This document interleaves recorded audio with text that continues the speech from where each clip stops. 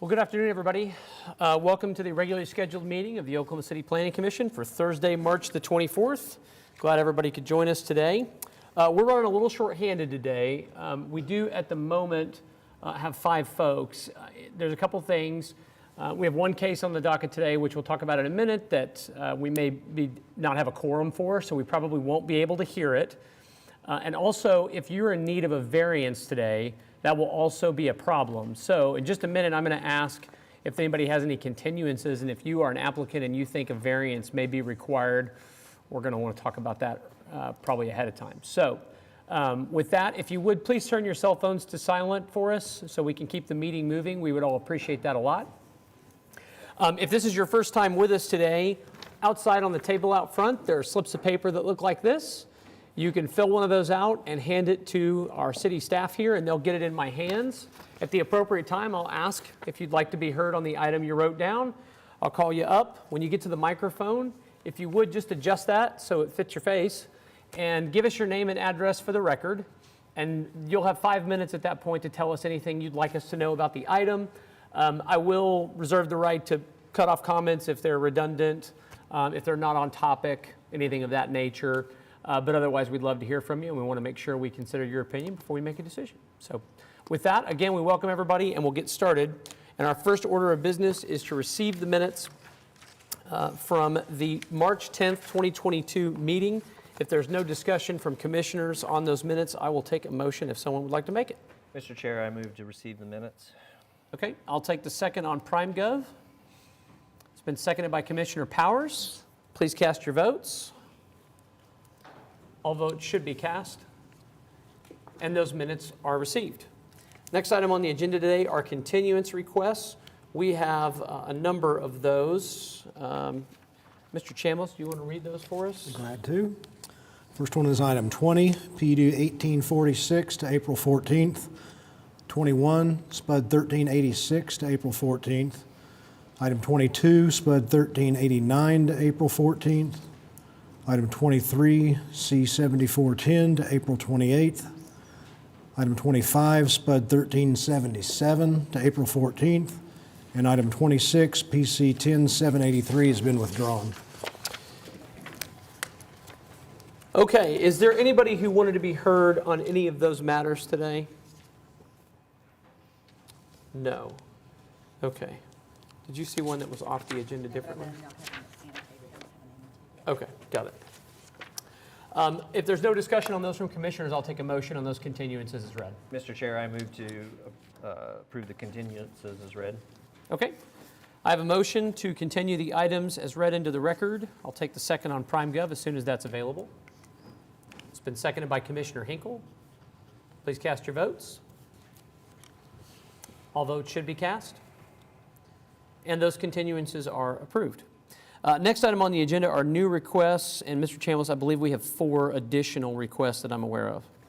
We have 4. We want to pull 2 of those off and hear those in order. So item 8 we can pull, and item 19. Okay. That will leave 13, SPUD 1385 to April 14th, and 18, PUD 1882 to April 14th. Okay, so items 8 and 19 we will hear in turn. Is there anybody who wanted to be heard on items 13 or 18 today? No, okay. If there's no discussion on either of those 2 items, I'll take a motion on those continuances as read. Move to approve the additional continuances as read. Okay. I have a motion. It's been seconded by Commissioner Privet. Please cast your votes. All votes should be cast. And those items are approved. Mr. Work, do we have an item we need to consider for continuous request from you, sir? Chairman Kelly Work. My address is 105 North Hudson, Suite 304, and I am appearing on item number 15, SPUD 1217, and on behalf of the applicants. And because of the shortage of commissioners at today's meeting and the anticipated recusal, that item will need to be continued as well. I've spoken with, there are a couple of the neighbors who are present, Mr. Sweat and Ms. Gambrell. I've explained the situation to them and and I think they understand. What, can we determine what will that date be of that? If it is not a contested or objectionable to either you or the neighbors, it would be April the 14th, which is our next regularly scheduled meeting. Okay, well, we would make that request. Okay, and, Thank you. and I will just take a lack of engagement from anybody who may be here on the item that there's no objection to that continuance request. Okay, so if not, we can vote on the continuance, so I'll take a motion on that. It's item 15, SPUD 1217, if someone would like to make a motion to continue that. Mr. Chairman, I move to continue item 15, SPUD 1217, to the April 14th meeting. Okay, I have a motion to continue SPUD 1217. It's been seconded by Commissioner Privet. Please cast your votes when available. All votes are cast, should be cast, and that item is continued. Thank you all for the neighbors who came down, and Mr. Work, thank you, and I apologize for the unexpected continuance. Next item on our agenda, if there's no additional continuance requests, would be our consent docket, and we have 4 items today. First is item 1, PC 10795. It's a request to rezone 1123 Northwest 14th Street from the R3 district to the O2 district. Item 2, PC 10800. Application to rezone 1700 East Hefner Road from R1 to AA. Item 3, PC 10802. Application to rezone 1125 North Council from R1 to C3. And item 4, C7420, final plat of Bel Air Park, located north of Hefner and east of Pennsylvania. All right, thank you very much. Is there anybody who joined us who wanted to be heard on one of those items? All right, seeing none. Mr. Chairman, I have a quick question about item number 4. Yes, ma'am. Do we do it now, or do you want to pull it? Is it an administrative question, or do you want me to pull it? Let's pull it. Okay, we'll pull number 4. Hear that in turn. That'll be our first item heard under items requiring separate vote. So all we need is a motion to approve the consent items 1, 2, and 3. Mr. Chair, I move to approve the consent docket, items 1, 2, and 3. Okay, I have a motion to approve the consent items excluding item 4. It's been seconded by Commissioner Hinkle's my guest. Please cast your votes when available. All votes should be cast. And those consent items are approved. This will bring us to items requiring separate vote, and our first item there will be item number 4. Mr. Chambliss, would you read that again just for people's benefit? Item 4, C7420, final plat of Bel Air Park, Section 3, located north of West Hefner Road and east of North Pennsylvania Avenue. Good afternoon. Kendall Dillon with Craft and Toll, representing the applicant. This is a final plat that conforms to the preliminary plat, 2 TEs we're agreement with, and happy to answer any questions. Mr. Dillon, I was just a little unsure after reading the staff report whether Blackwelder is in fact going to be paved and opened and available to these lots for use. Well, these lots do not face onto Blackwell. Hang on a second. They appear to. No, I'm sorry. I got my streets mixed up. But yes, Blackwelder's already there. Oh, It's already platted and built with the neighborhood across the street. Okay. I was thinking Morton, So but my yeah, aerial Blackwelder's doesn't show constructed. that. My bad. Okay, thank you. Any other questions for the applicant? If not, I didn't have anybody who signed up to speak on this, but if there's no discussion from commissioners, I'll take a motion. I'll move approval of item number 4, C7420. Okay. I have a motion to approve the final plat for C7420. It's been seconded by, Oh, sorry, we'll wait in anticipation, my bad. Commissioner Privet. Please cast your votes when available. All votes should be cast. And that item is approved. Next item on our agenda today is item number 5. Mr. Chambliss. 5, PC 10801, application by Patrick Irwin to rezone 9520 Southwest 15th Street from PUD 1512 to the C1 district. Applicant with us? Good afternoon. My name is Patrick Irwin. My address is 5607 West 130th Street, Overland Park, Kansas, 66209. Welcome to Oklahoma. Thank you very much. It's nice to be here. I am the applicant, like I mentioned. This is for a 130-foot monopole cellular communications tower. AT&T is going to be the operator of this facility, and I'm here to answer any questions you all might have. I appreciate that, Mr. Irwin. Our packet included a detailed analysis of the proposed tower from AT&T, which I reviewed. I'm sure the other commissioners did as well. This item falls into Ward 3, which is currently an unseated Planning Commission seat at the moment. But I will ask if there's other commissioners who have any comments or concerns on this. Is there anybody else here who wants to be heard on this item? I'll certainly ask. Would anybody like to be heard today on PC 10801? I think we've done more rezoning and case items in this little area of Oklahoma City than maybe any other in the past 24 months. So, okay, I do not see anybody. So if there is no discussion for commissioners, it is recommended for approval with no TEs. I'd be happy to take a motion at this time. I'll move approval. Item number 5, PC 10801. Okay, I have a motion to recommend approval to City Council on PC 10801. It's been seconded by Commissioner Hinkle. Please cast your votes. All votes should be cast. And that item is recommended for approval. Good luck with your project. Next item on our agenda is item 6. Item 6, PUD 1885, application by Shattuck Family Partnership to rezone 12920 Piedmont Road from the AA District to PUD 1885. Applicant present? Yeah, come on up.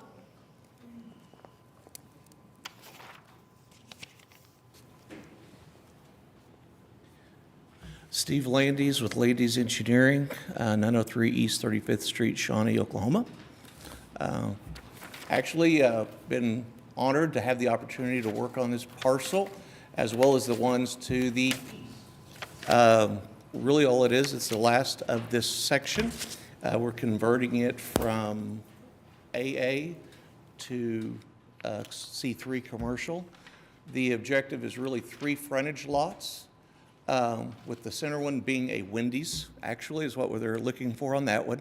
Along the east side of the Wendy's, there'll be an access drive to get to track 2.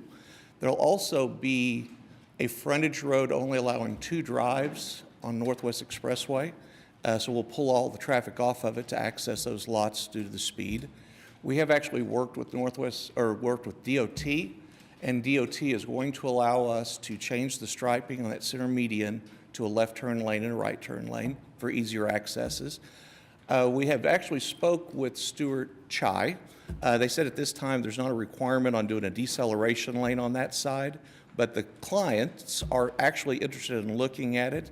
He's going to get back with us on that and provide them a little bit. We've actually talked with a paving company, see preliminary costs, but for the client's interest or whatever, we may consider that.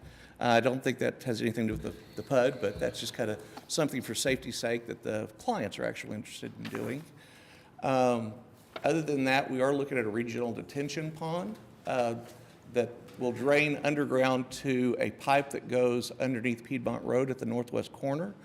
And it, I think, fits pretty well. To the south of us is actually a tank battery and another PUD that the east side of it is residential, but the west side of it is industrial, light industrial, as well as that oil derrick. So when that gets developed, I think it'll be, a nice development that'll actually impact this one, or not impact, but it'll be, associated with this one.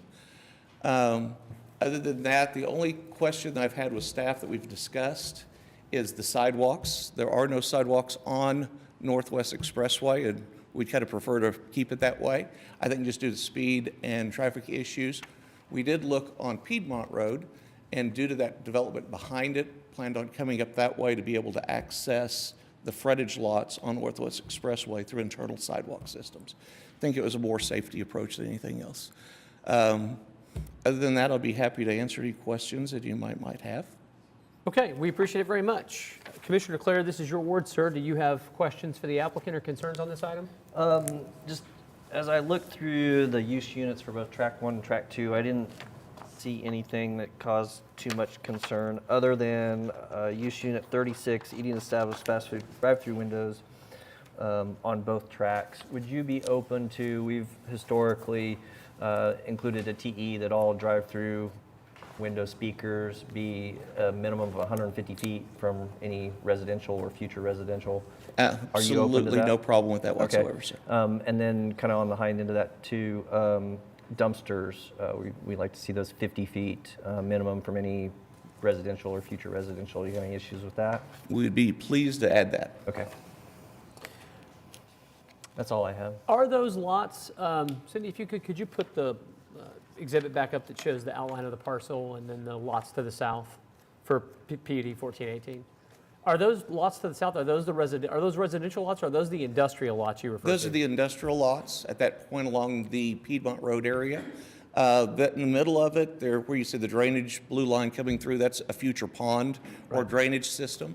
And then the smaller lots to the east would be the residential area on that PUD. Got it. I think that's why they didn't Okay. include that language for Okay. us as a part of a TE, is because there is technically no residentially zoned property within 150 feet that would trigger that Yep. issue. Happy to include it if you want to include the language out of an abundance of caution. No, I mean, I honestly looked at those and I thought those were, large residential lots, so.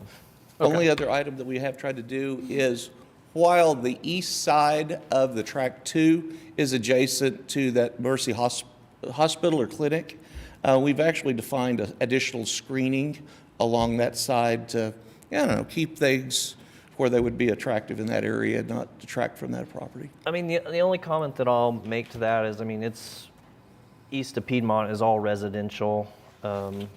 Cindy, can you pull up that aerial again? So, I mean, it's vacant. I mean, there's the possibility that that could all get rezoned Yeah. residential, and it would make sense. So I actually would like to go ahead and include those. Could we- We could just say on the south boundary, south boundary. And that's fine. Might make the suggestion just to include in your TE, use unit 8300.34, 8300.36, 8300.45, and 8300.46, if your intention is to restrict those Yeah. speakers and drive-through. Yep. And I'm sure you know this, Mr. Lance, that's drive-in, drive-through order window, and then gasoline sales, large and small restricted. No Just- problem. yeah. Yeah.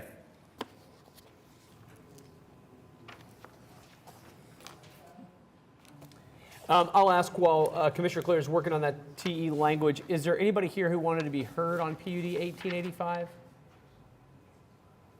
Okay. Seeing nobody, if there's no further discussion from commissioners on the item, Commissioner Claire, I'll take a motion if you'd like to make it, sir. Okay. I'll move approval of PUD 1885, adding TE1 that would restrict on use units 8334, 8300.45, 8300.36, and 8300.48, both tracks 1 and 2.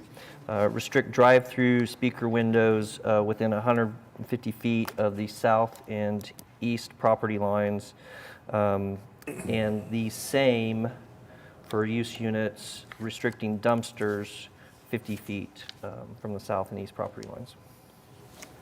That would be TE2 would just be requiring dumpsters be 50 feet from a residential use? Yes. Okay. So I have a motion to recommend approval of City Council on PUD 1885, subject to TEs 1 and 2 with the language included by Commissioner Claire in his motion. It's been seconded by Commissioner Hinkle. Please cast your votes when available. Can I say just real quickly before we vote, I applaud your efforts to get a decel lane. I think those are going to be more and more necessary. There's more and more development out here, more and more traffic. Good on you. So Thank you. go for it.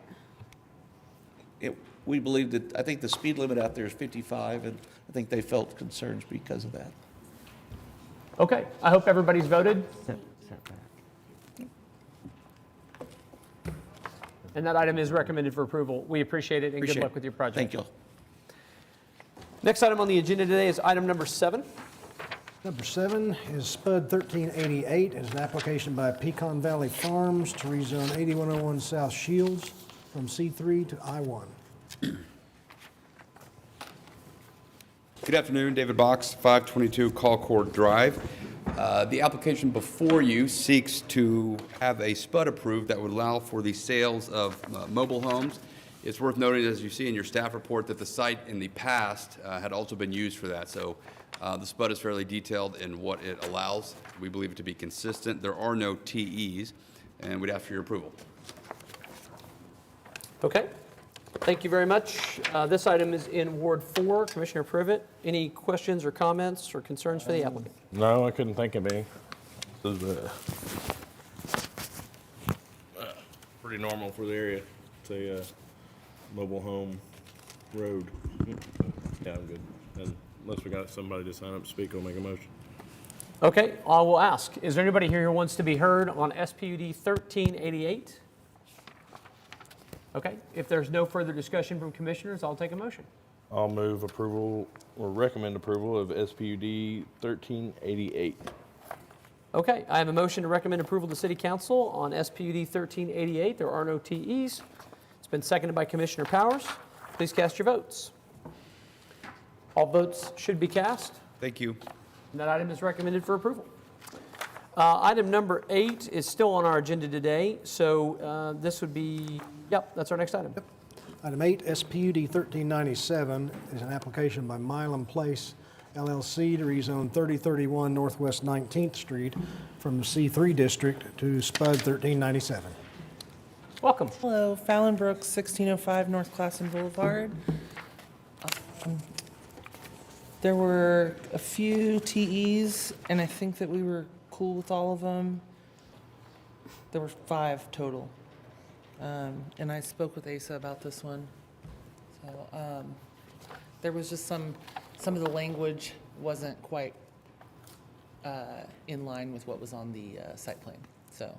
Got it. I show 3 TEs on this Oh, item. okay. So then I think we need to ask for a couple of things to amend it, I guess. Amend TE1, modify section 3, building size to allow building footprint commensurate with site plan. And then specify in the MDS that the setback takes precedence over the platted building line. And we want to remove 2-family, 3, and 4-family.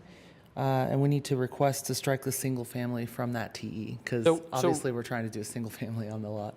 Right, so we just need to amend TE3 to strike the words single family. So it would read 2-family and 3 and 4-family uses must be eliminated. Yes, we also need to amend TE1, which says there should be 1 primary structure per lot not to exceed 3,000 square feet.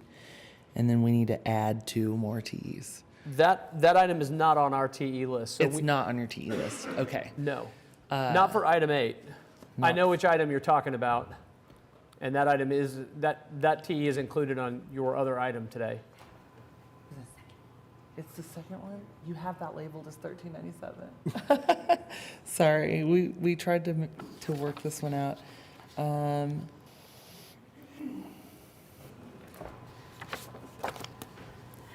That's for 1390.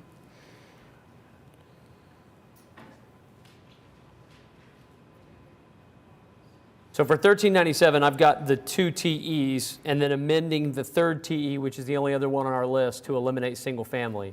Those are the only requested changes. Okay. Technical evaluations provided by staff. Okay, we also need to add a minimum lot size Okay. and a minimum lot width. Right. Okay, and what would the minimum lot size be? 3,000 square feet and 30 feet in width. Let's do this. Let's make TE4 and then we'll do TE5. So 3,000 square feet would be minimum lot size.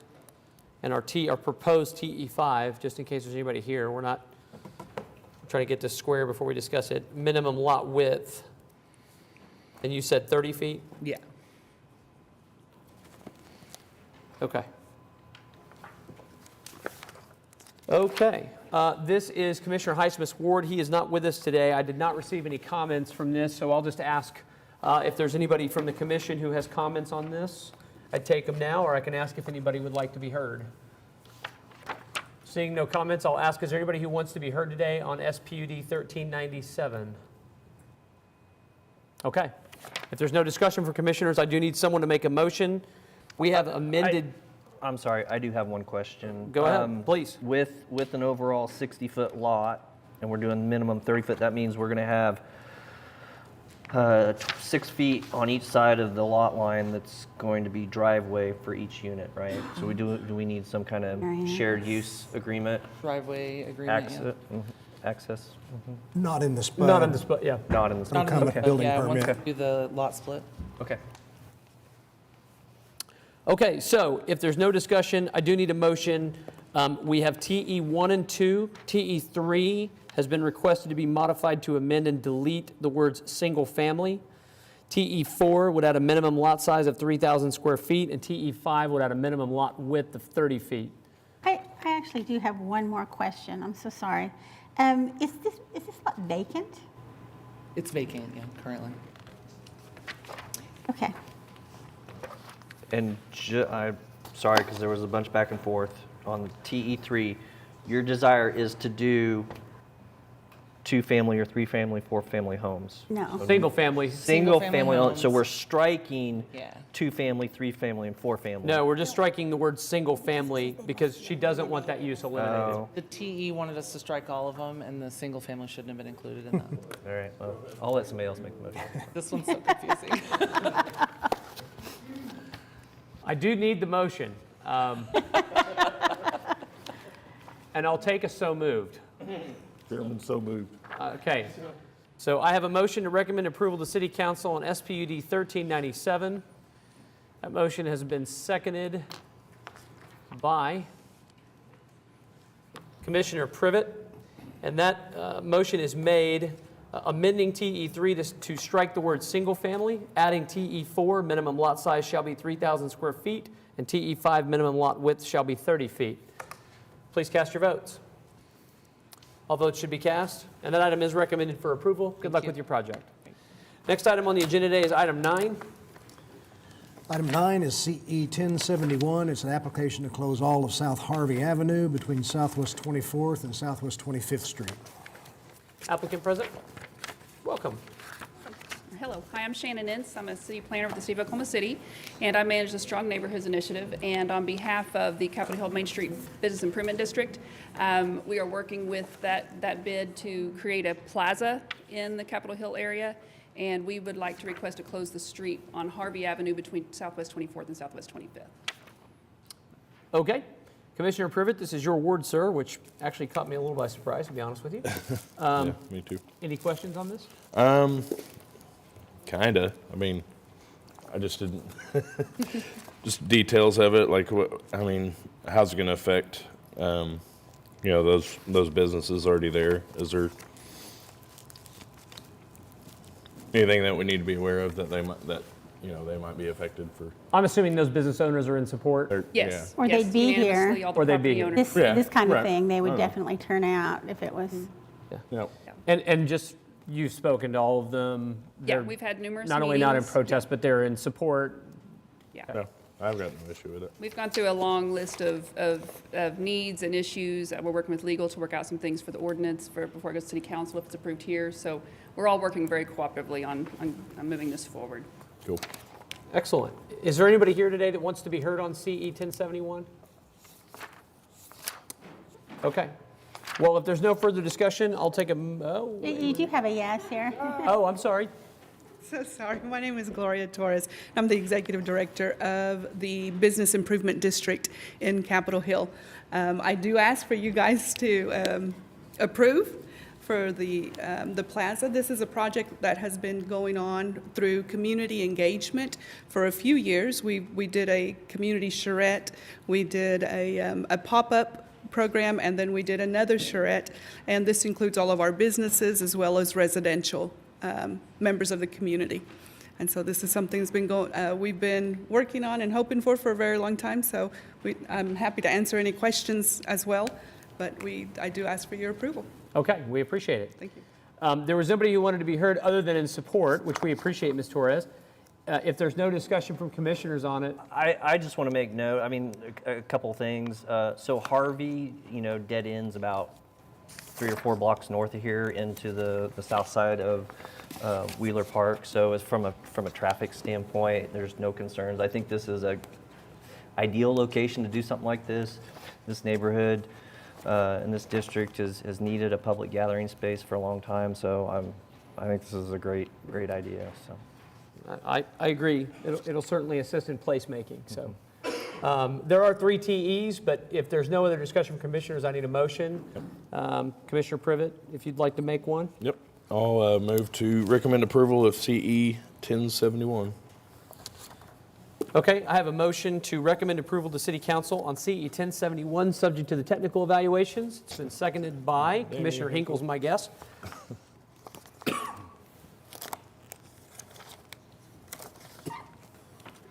Please cast your votes. All votes should be cast. You're doing a great job, Paula. And that item is recommended for approval. Next item on our agenda is item number 10. Item 10 is PUD 1871, application by EB Development to rezone 1704 East. Good afternoon, David Box, 522 Colcord Drive. This is a PUD application that would allow for a landscape company to operate at this location. This was continued from the January meeting initially so that we could have a meeting with neighbors. We had that meeting. The end results of the meeting were some modifications to the PUD, but also a request by the neighbors that my client's current site go and be conducted for a soil test to ensure that there were no issues as it relates to environmental. We did that. It came back clean. We modified the PUD, got that to the neighbors. I've spoken to 2 of the neighbors, asked for any feedback. I didn't hear any negative feedback. I did speak with Commissioner Pennington, and he indicated to me that he was supportive, and I believe staff sent you all a revised copy of the PUD that outlines those things. Primarily, you'll see the changes within the section that we detailed the uses, and that we limit all of the uses to landscape company uses. We prohibit marijuana facilities. And then finally, on section 9.14, we say all chemicals shall be disposed of consistent with ODEQ regulations. So upon that, we got this document to the neighbors, and I've yet to hear anything negative from them. Yeah, and just to be clear, I don't think that version of the master design statement was what was included in our packets. There's only a singular TE. I think, should we make the decision to try to move the item forward, and I'm not suggesting that we will if there's somebody here that wants to be heard on this, but I think we could simply use the date of the master design statement as a means of confirming into the record it's the intent, because that was provided on the email we received from staff, which is February the 1st, 2022. Yes, sir. And you're confirming that's the February MDS 1st. that incorporates those changes you read into the record? Yes, sir. Okay. Now, in terms of the 1TE, we can't agree to that. Cindy, if you could go to the Master Development Plan map contained within the PUD. There we go. So it's the area that says wooded area, which is that box along Eastern, is not part of the PUD. That is not part of the legal description provided within the PUD. So we can't agree to that. We could agree to the extent there are trees within the southern part of what's labeled Tract 1, we could preserve them to the extent possible within the southern 10 feet of that Tract 1.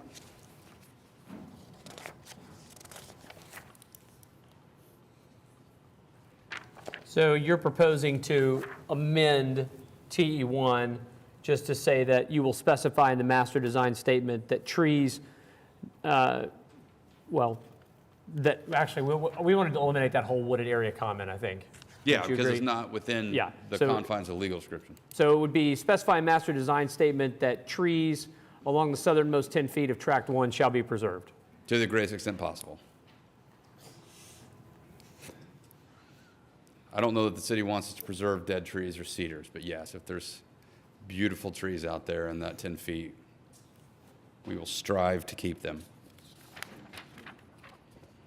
Okay, I think the commission members are probably clear on what your intent is there. Again, this is Commissioner Pennington's word. I will say for the purpose of the record that I did receive Just a message from Commissioner Pennington that he'd been involved in this case and did not have any issues with it as it stands and is presented to us today. So are there any commissioners who have questions of the applicant? Okay, well, let me ask, is there anybody who wants to be heard on PUD 1871? Okay. Well, if there's no discussion, I'll take a motion. And again, that motion would be to either recommend approval or denial, but based on the February 1st, 2022 MDS that's been submitted to staff and the amended language provided for TE1, if somebody wants to take a shot at that. Commissioner, or Chairman, I'll take a shot at that. So I move approval of, or recommendation of approval for PUD 1871 with TE1 revising it to specify in the master design statement dated February 21st, 2022, that trees noted as wooded area on Exhibit B will be preserved to the greatest extent possible along the southern boundary within 10 feet on Tract 1. Except you said February 21, it's February 1. February 1, okay, thank you. Okay. I have a motion to recommend approval to City Council on PUD 1871, subject to the TE as amended into the record. It's been seconded by Commissioner Hinkle. Please cast your votes. All votes should be cast. Mine's locked up, Paulo, but I vote yay. Okay. All votes should be cast now. Thank you. And that item is recommended for approval. Good luck with your project. Next item is item 11. Item 11 is SPUD 1390. It's an application to rezone 1701 through 07 Northwest 14th Street from R2 to SPUD 1390. Good news, there's 4 TEs on this one. I need 2 more. Okay. Also, same thing on this one, we need to add the minimum lot width and lot size. Are they the same? Actually, They're not. This one, the lots on this are already pretty small, so we're basically just going to keep it as it is, but they're probably going to split it into 2 instead of 3 eventually, but we want to leave the option. So we need to amend TE3, 1 primary structure per lot not to exceed 3,000 square feet. The other 3 are fine, and then we need to add minimum lot size shall be 1,876 square foot minimum and 28 foot wide. so you're proposing, and just while I'm jotting this down, would you give us your name and address for the purpose of the record? Fallon Brooks, 1605 North Classen Boulevard. Thank you very much. So minimum lot size, you said what was it? 1876, which is what's currently there. Okay. And minimum lot width? 28. Okay. Anything else we need to know about this application? I don't think so. We were fine with the other TEs. Okay. This is item 11. It's in Commissioner Highsmith's ward. Again, he's not with us today. Let me ask first, is there anybody here who wants to be heard on SPUD 1390? Okay. Commissioners, discussion or concerns on this item? Well, so we had the 4 TEs that we had, but item 3 was going to be amended to what? So we have, she's in agreement with item 4 on this because it's single family. Yes. And single family is not included here. So TEs 1, 2, and 4 remain unamended.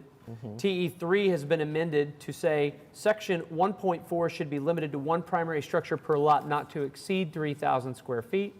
Okay. And we're adding TEs 5 and 6, TE 5 being minimum lot size of 1,876 square feet and TE 6 being minimum lot width of 28 feet. Any questions or discussion from commissioners? If not, I think I'll take a motion.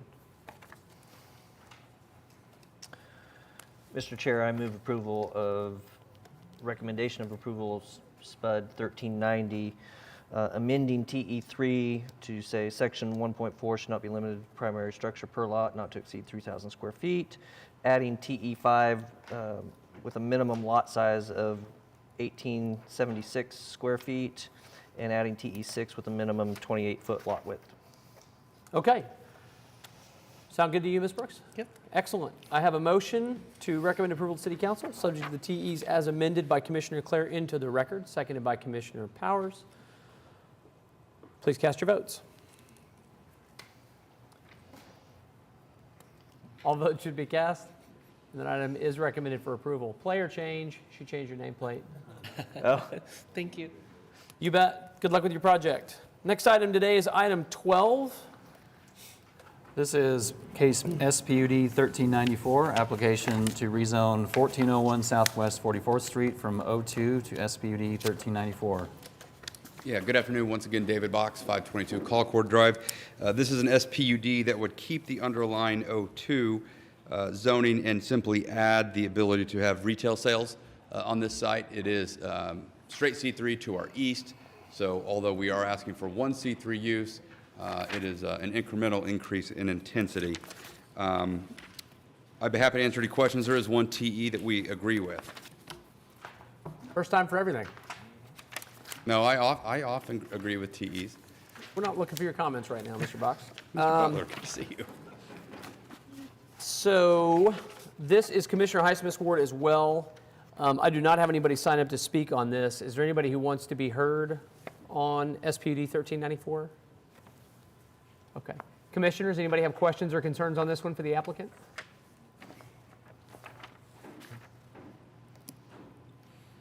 I will just note for the purpose of the record, we did receive, I believe, we received a letter. It's actually hand-delivered here at the last meeting, as I recall, but that was incorporated, and I did review it, so I'm aware of that letter of protest. But that's the only one we know about. So if there's no discussion, I'll take a motion on this item if someone would like to make it. Mr. Chair, I'll make a move to approve SPUD 1394 with one TE. Okay, I have a motion to recommend approval to City Council on SPUD 1394, subject to the technical evaluation. It's been seconded by Commissioner Clare. Please cast your votes. All votes should be cast. And that item is recommended for approval. Good luck with your project. Thank you. Item 13 has been continued to April the 14th. So our next item on the agenda today is item 14. Mr. Butler. This is SPUD 1396, application to rezone 1844 Northwest 15th Street from R1. Applicant with us?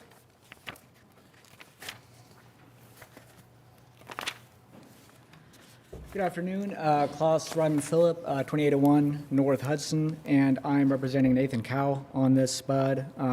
And we are seeking to maintain R1 zoning, but allow for an increase to 3 total single-family houses to be built on this lot. And I worked with staff on the language of the SPUD a little bit, and I believe that they are recommending approval, and I don't think we have any TEs on that. That is what our record reflects as well. This is in Commissioner Highsmith's ward. Do any of my fellow commissioners have comments for the applicant on this item or questions? Do we have people here who want to be heard on this item? I do not have anybody signed up to speak. Would anybody like to be heard today on SPUD 1396? Doesn't look like it. Are you ready for a motion? I will take a motion if you'd like to make it, ma'am. You're all aware that this is kind of my preferred method of increased density, single units, but I'm a little surprised that there's not anybody here. You must have been doing a very good job of working both with staff and with your neighbors. Well, and I will say, we had some curious neighbors that we talked with, and I think we addressed their concerns seemingly. I'm very glad to hear that. I think Mr. Cow does a good job, and you do a good job of doing that. So, if no one else wants to be heard on this item, I'll move approval of item number 14, SPUD 1396. Okay. I have a motion to recommend approval to City Council on SPUD 1396. I'll take the second on PrimeGov. Paul was pausing for effect. The delay builds excitement. Will it? Is it nobody seconding it? If We don't have the ability to. There's not a thing up to Okay, allow will it somebody yet. just second it? both ways? I'll voice second it. Okay, I have a second from Commissioner Clare. Please cast your votes when available. All votes should be cast. There was a glitch in the matrix. Your item is recommended for approval. Good luck with your project. All right, appreciate it. Next item on the agenda today is, item 15, was continued to April the 14th. So next item would be item 16. Item 16 is PUD 1883, application to rezone 10601 West Britain Road from AA. Applicant present? Good afternoon, Dean Colitas, Civil and Environmental Consultants, 4045 Northwest 64th Street, representing the applicant. This item was continued from last meeting for us to have time to talk with the residents of the Rose Valley, or the HOA to the north and to the west of us, which we have done. And first of all, I want to thank City Councilman Carter for stepping in, and he wanted to be involved in the call, and it was great for him to be there to hear concerns, and knowing that he's listening to both sides. He also wants to hear the resident side, but also is one for growth as well, so I appreciate him being. And we worked with the residents on the items that they had concern over. And so what we did, we agreed to do a couple things from the meeting that we had with them. Number one, they did, if you could pull up the plat, on Northwest 95th Street, there's a stub road there from their neighborhood. And since their neighborhood is gated, they don't have a gate on the stub road. So since we're connecting to them, we have agreed to install a gate for them, an iron gate like you typically would see in a neighborhood, so to help them with the access issues to make it a privately gated community. In addition, we agreed to make the lot sizes that are adjacent to the north and to the west 10,000 square foot minimum. And that was an increase from the minimum lot size of 5,000 per the R1 zoning. So we did accommodate them on that. They want to see a little bit larger houses on the skirts, the outskirts that are adjacent to their properties. So we did agree to that. And then in addition, we are going to look at the recreation area. They would like it to be next to their pond there on the west side, but it just, we can't accommodate that the way that the lots are laid out, and to have access for the community there. We did look into that, but it just wouldn't work. But we did, like I said, we did have some concessions that they did request. So with that, be happy to answer any questions. Just to be clear, before I turn over to Commissioner Clare, your language in TE1 says lots of abutting existing single-family subdivisions must be at least 75% of the lot, abutting lot size up to 7,500 square feet. You're agreeing just to blanketly make all the lots along the west side 10,000 feet? And the north side, correct. And the north side, Yes. Okay. Yeah, we agreed to that T, and then we restricted even more to 10,000 square foot lots on the west and the north side of the property. So it gives a little bit of buffer between the existing. Got it. So my thought is we make that a separate TE. Perfect, yeah, that's fine. Okay. Does that make sense to you, Commissioner Clare? Just to leave TE1 intact, making it, so if it's an abutting lot size, it's not in one of those directions, just abundance of caution there. So, and then we have the west and south 10,000. So that's fine. Okay. Could I ask you a question? Yeah. You indicated that it's just not possible to align your common area with their pond there to the west. I assume we're talking about the little small pond there that's about halfway down. Just looking at this, and I don't do this for a living, but Sure. it looks to me like there's sort of a component of lots that go there and a component of lots that go there. Why can't you just slide those two up into what is now your common area and make your common area there? Well, that we could physically do that, but just from a traffic standpoint, with people coming in and out, there's potential to add parking along the main street. Of course, we need a traffic commission to approve that. But for a perspective of people accessing that, they'd have to go through that cul-de-sac, and the residents in the front. It'd be better to be on the main road from a logistical and transportation or traffic standpoint. It could line up that way, but it just seemed better to fit that for that reason, right, wrong, or indifferent. I want to clarify. I think you guys are talking about two different things. Commissioner Powers is asking about green space CA-G is shown on the exhibit right now. Why can't that? Correct. Why can't that move south to where lot 34 is shown so that you get a common green space? But I see why. So the topo is going to the north. So is CA-G common space? Is that your detention area? We'll actually probably have to have detention. You see where it says common area E to the north there? Yes. So the very far north side, if detention is required, which I believe it will be, we just haven't had a determination just yet. We have to reach out to the drainage department. There will be another common area there if the detention is required. So there'll probably, if it's required, there will be another open space there. You can see how the creek snakes through the back of the lots there. It discharges to the north into an existing pond. And so there potentially would be another open space area where we would have a detention pond there. So there would be a little bit more open space as well.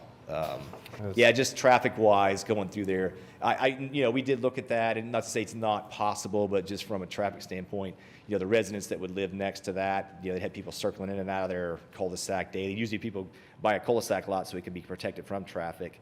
You don't want that, thoroughfare having access to that common area lot, on a daily basis. That was the reason why. It was more or less an access issue to kind of protect that cul-de-sac and the residents living in there. Okay. Yeah. Commissioner Clare, any other questions for the applicant? No further questions for the applicant. No. Okay. I do have a couple people that are signed up to speak, and I'll just note for the purpose of the record, Mr. Kalita, I'm sure you're aware of this. We did receive a number of letters of protest still. We've got those today, and I want to make sure that people that submitted those after the publication deadline of our packets are aware that we did receive notice of these protest letters, and I read them, and I'm sure that my fellow commissioners did too. Received letters from the Duckworth family, from Daniel Talbot, and if I mispronounce your name and you're here, please just give me some grace there. Elise and Jason Grant, Amanda Sapkut, who is the HOA president for Sundance Ridge, Jarrett Griffin, Bruce Reed, and Deborah Posey Velasquez. So those were letters we received within the last, call it, the 24 to 36 hours. Yes, Tad Johnson did send those to us, so we received those, and I Okay. believe all those residents were on the call. There was probably 25 plus people on the call, so I believe they were all in there. When I read through it, all the concerns that were on the letters were actually in the meeting as well. So I believe it's just a reiteration in writing of what we talked about in our call with them. So Okay. yes, we agree. Yeah, we've acknowledged the receipt of those. Yes. Okay, well, I do have a couple people signed up to speak, so let me call them up at this time, and we'll hear from them. First person I have to sign up to speak on this was Gene Clark. And Mr. Clark, you wrote down C-7418, which is the plat item after this, but I'd love to hear from you if you have concerns on the zoning item, so please, come forth. Yeah. Good afternoon. My name is Gene Clark, 10329 Sundance Drive. My property borders the north side of this development. Years ago, when we purchased the land from Claude Cyprit, he told us that there'll be nothing built behind you because it's in a floodplain. And I guess from the last meeting, I guess in your eyes, it's not a floodplain. And I was just wondering, has that changed over the years? That is a wonderful question that I simply can't answer. A flood zone isn't even determined by the city. Okay. And they do get modified from time to time. What I would say is that at the zoning phase and then the preliminary plat phase, they have to come back yet one more time. And as Mr. Kalita alluded to, any kind of area detention for drainage or flooding related issues will be assessed at that time. Okay. And the city would provide requirements in order to meet the detention requirements. And those, the requirement to adhere to those is memorialized in our packet today as a part of the rezoning. So yes, we would have a chance to hear that again. The city's going to look at it, engineering's going to look at it again. And that is actually why Mr. Kalita said that he's not yet sure whether that, if you heard him talk about that common area E, and he said, we think detention is going to be required and this is where it's going to have to go, but we don't know yet. That's because he won't receive those until he's submitted the preliminary plat as approved back to the city for review as a final plat. Right. Does that make sense? Yes, it does. And the reason I bring it up is, if we get more than 3/4 of an inch of rain, we'll have a temporary river run through our backyard that can grow up to 30 feet wide. So we're very concerned about any additional flow from the neighborhood just to the south of us. Also, from the corner of Britton Road and Sarah Road is the southeast corner of that development. And to... Cindy, would you mind putting, there you go, thank you. Please continue. Yes, and if it continues diagonally to that northwest corner, the elevation takes a significant reduction. And I was wondering if that is, in your telling me about the future development, the engineers working on it, is that type of matter taken into consideration, the water that would come off from that flow and that elevation drop? The area that's the subject track, so what we're reviewing today, that area will be reviewed to ensure that any additional floodwater that it creates, runoff, that it's accounted for. Okay. That's one of the things that helps determine area detention requirements. So that will be reviewed. Anything off track, I don't know the answer to that. I have to defer to staff. I don't believe that that would be taken into consideration at this point. What's labeled there on the southeast side of Sarah Road is zoned AA property, similar to the way this is zoned today. So if it were to come back through the same process, it would be reviewed the same way. Okay. Does that make sense? Yes, and is that done, this meeting, is that done with the Planning Commission, or is this an independent agency that would? The city staff and their Public Works Department would actually be the ones who would review the preliminary plat as proposed and then make any detention requirements that the city wants to see in order to control that runoff, that floodwater. They would have to make recommendations there and requirements that they would place on the developer before a final plat can come through. And you will receive notice of that final plat. Okay. All right, very good. Does that help you? And yes, that Okay, great. answers my questions. Thank you for coming down today, Mr. Clark. We Thank you. appreciate it. You bet. The next person I have signed up to speak is Daniel Talbot, who also wrote a letter. Mr. Talbot? While he's coming to the podium, is it your understanding that the issues regarding drainage will be resolved prior to and by the time a final plat is presented to us? My understanding is just that if there are detention requirements associated, and if I speak incorrectly, staff can correct me, but that detention requirements are reviewed and determined at that phase. So if they showed that that the development as proposed wouldn't handle the runoff it was going to generate, they would increase the size of the detention requirement. That's what I've always understood. And before they make a final decision about how big an area of detention would be required, which I think is why Mr. Cleta said we don't know what that common area is ultimately going to look like. It could have to be much larger. Can I get a clarification of that from staff? Yeah. Or Mr. Cleta, do you? From Mr. Lodge? staff. I would prefer to have it from staff. Sure. I didn't see Barry Lodge back there. Come on down, Mr. Lodge. You're the next contestant.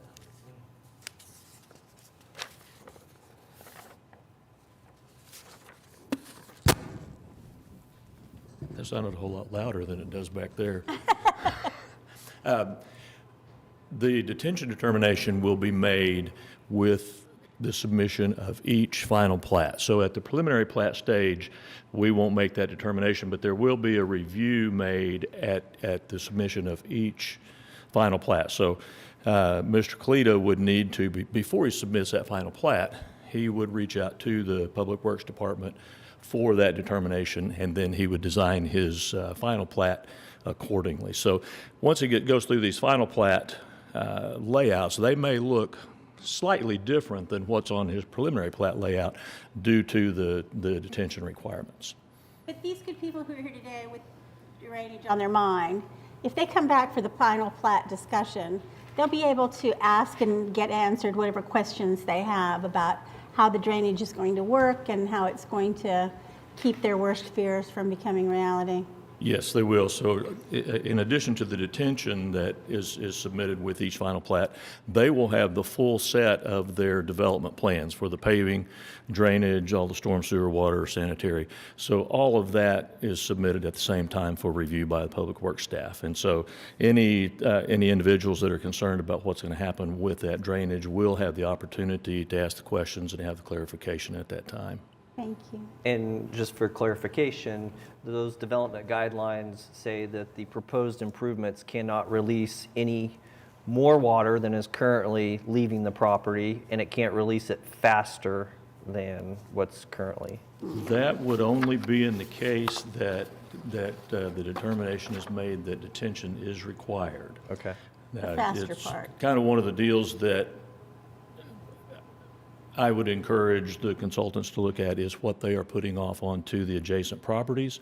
But at this point, the city ordinances don't require that except in a detention required area, which is determined generally by existing or previously occurring instances of flooding that have been reported to the city. Okay, let's be really clear about this.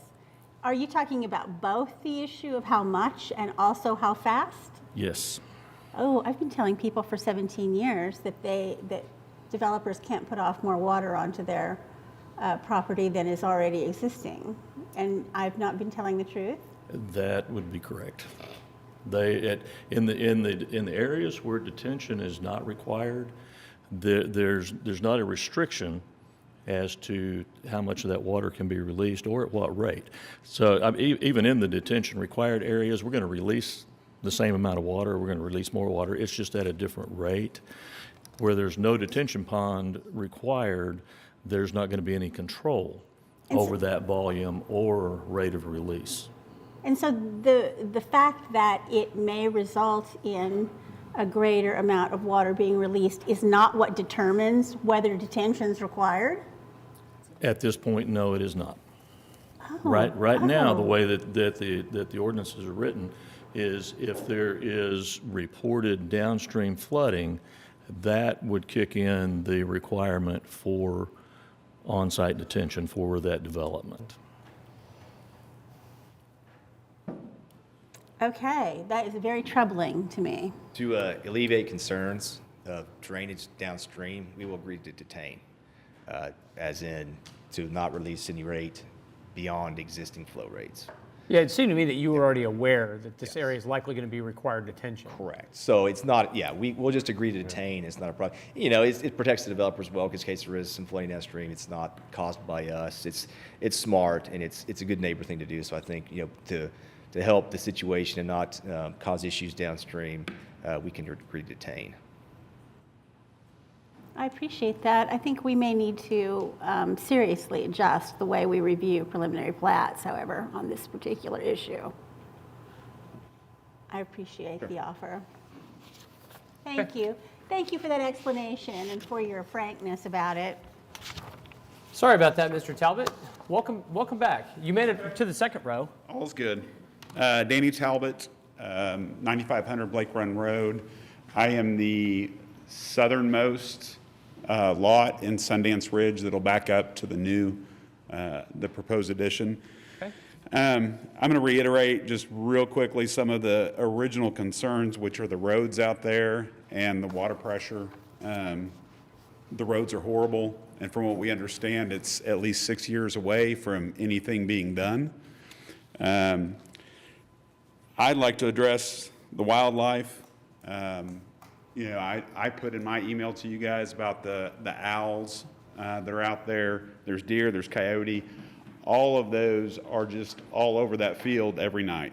A builder friend of mine, and I don't know if this would be possible, but a builder friend of mine this morning brought up the fact of maybe leaving a green belt between the two additions. I don't know if that would be something you'd be willing to consider, that would allow access for the wildlife to get through that area. But if you could put up the plot that shows the lots.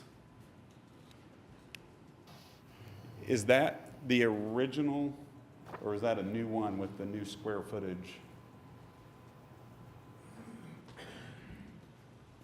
So this is the original. That we haven't changed the square footages on there to be 10,000. We just agreed to it by language, which will be held to when we go to the final plat.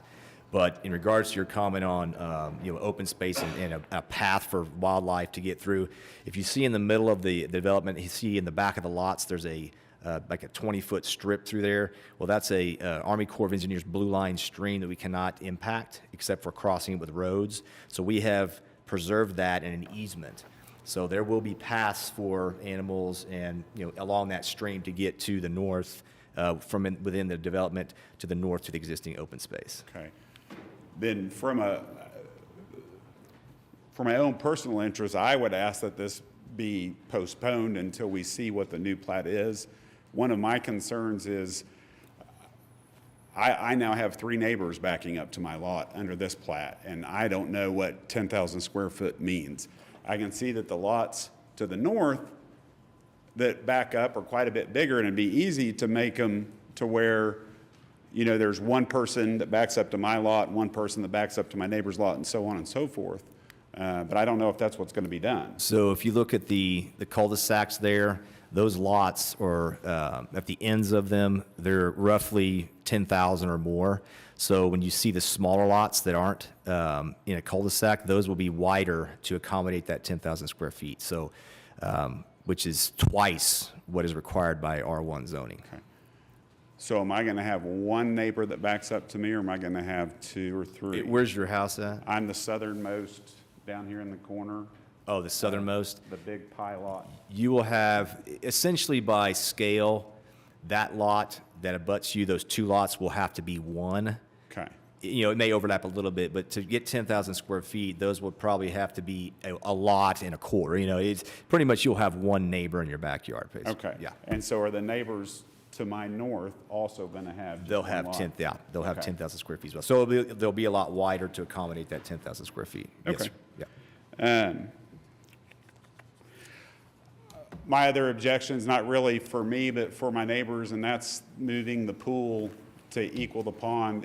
If I was one of those 3 lots that backs up to where they're planning on putting the community pool, I'd be furious. I mean, that's a nuisance. Every day, there's going to be people out there during swimming season making noise and disturbing the peace. So The developer did agree also to put up a stockade 6-foot fence on all common areas abutting their, the neighborhoods to the north and the west. But a stockade 6-foot fence doesn't do anything to protect the noise coming from a community pool. I mean,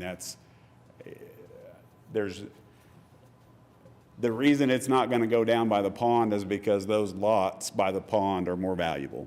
I mean, they can sell those lots for more. So I don't see any reason why the pool can't be moved down to be equal with the pond and not bother those neighbors in our neighborhood. But I do want to thank you and you for meeting with us the other night, at least listening to our concerns. So, thank you. Albert, we appreciate it. Thanks for coming down today and sharing your concerns with us. Those are the only 2 people I have signed up to speak. I'll ask out of an abundance of caution if anybody else would like to be heard on PUD 1883. Okay. Commissioners, comments on this one? Thoughts? Commissioner Clare?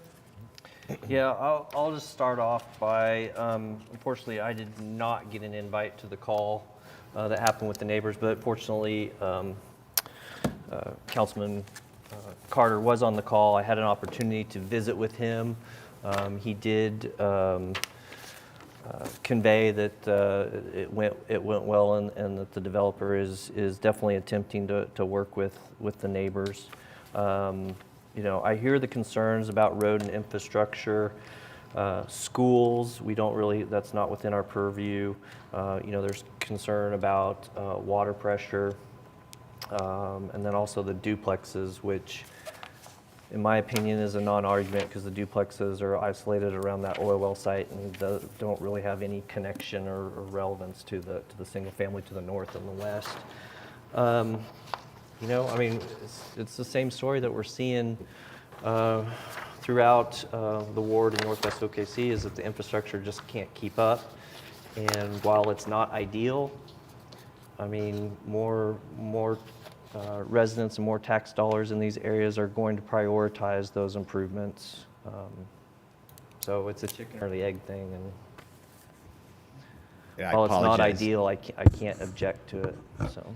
And I apologize for not having the invite to you. I thought you were on there. It was the last minute shuffle, and there was probably 35 people on that list. And we thought, so I apologize for not having you on that call. So. Commissioners, any other questions or comments? I wanted to add one other thing. One of the things that I heard was that there was federally protected owls on the property.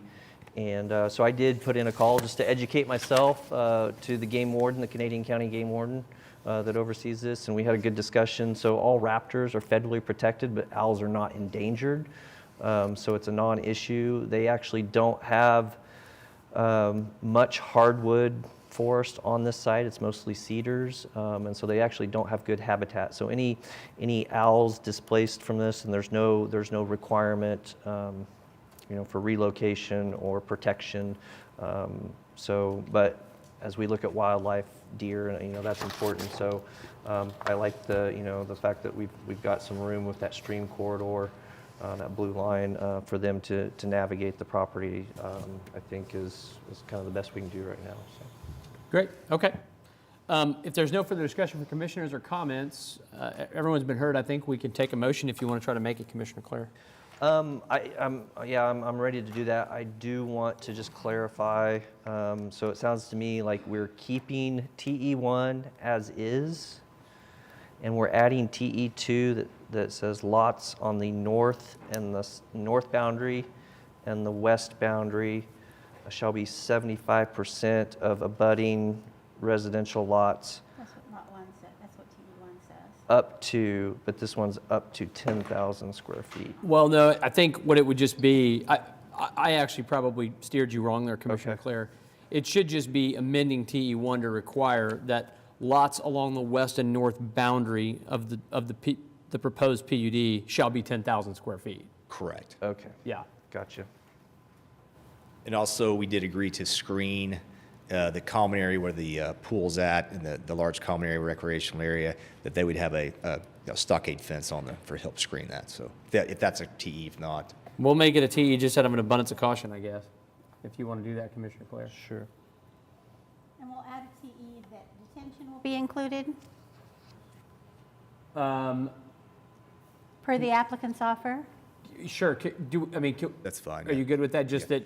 Yeah, it's going to be required anyway, so we'll go ahead and agree to it. And like I said, it'll protect. So we'll just say detention shall be required as outlined or required by city staff?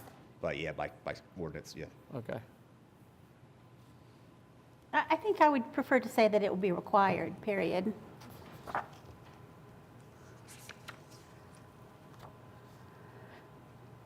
Since they're offering. Okay.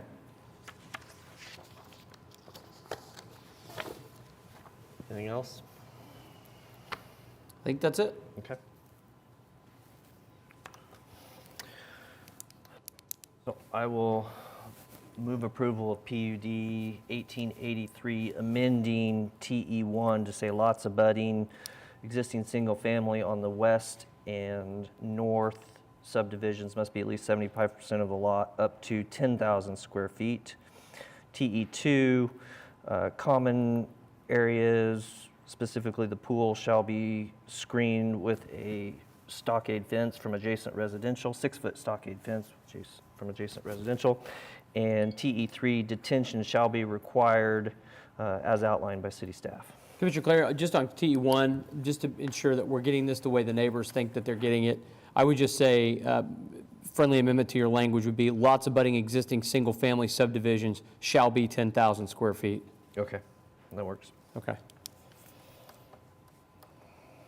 Okay, I have a motion to recommend approval to City Council on PUD 1883, subject to the technical evaluations as amended and read into the record and agreed to by Commissioner Clare.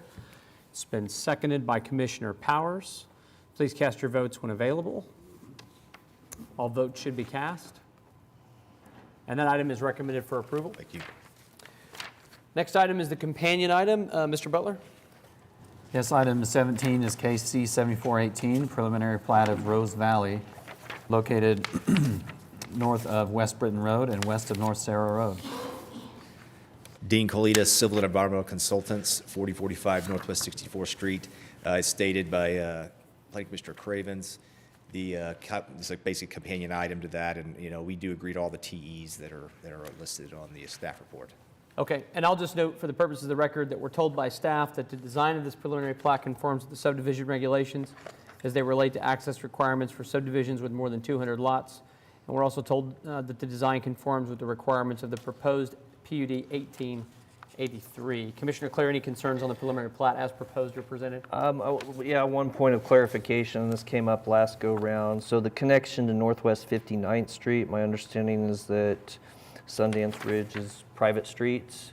and we're connecting to that, and there would be a crash gate there, is that correct? Yeah, we agreed to install a gate there so they can maintain their private neighborhood. And the gate will be at the cost of the developer, your yes. applicant? Yes, Yeah. sir. Okay.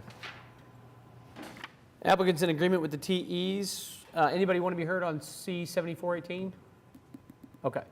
If there's no further discussion for commissioners, I'll take a motion, Commissioner Clare. Yeah, I'll move, recommend approval of item C-7418. Okay. I have a motion. This is a preliminary plat. I have a motion to approve C-7418. It's been seconded. I'm sorry, before we do this. I'd like to ask staff, is it necessary that the reference to detention be included on this plat approval as well? You think not? No, that should come in the PUD. Okay, thank you. Sorry. No problem. It's been seconded by Commissioner Hinkle, subject to the TEs as presented in the record. Please cast your votes. All votes should be cast. And that preliminary plat is approved. Great, thank you. Yep, good luck with your project, and thank you for your work with the neighbors. And thanks to those neighbors who were here, and also for the folks that submitted letters to us as well. So items 18, 19, 20, 21, 22, 23, 24, 25, and 26 have been continued or withdrawn. That brings us to item 27. 19, we decided to hear. Oh, I am so sorry. You're right. My apologies. I struck that on my agenda, but you're right. We put that back. My apologies. So item 19, forgive me. Go ahead, Mr. Butler. Item 19 is case PUD 1886, application to rezone 5320 Southwest 119th Street from I-2.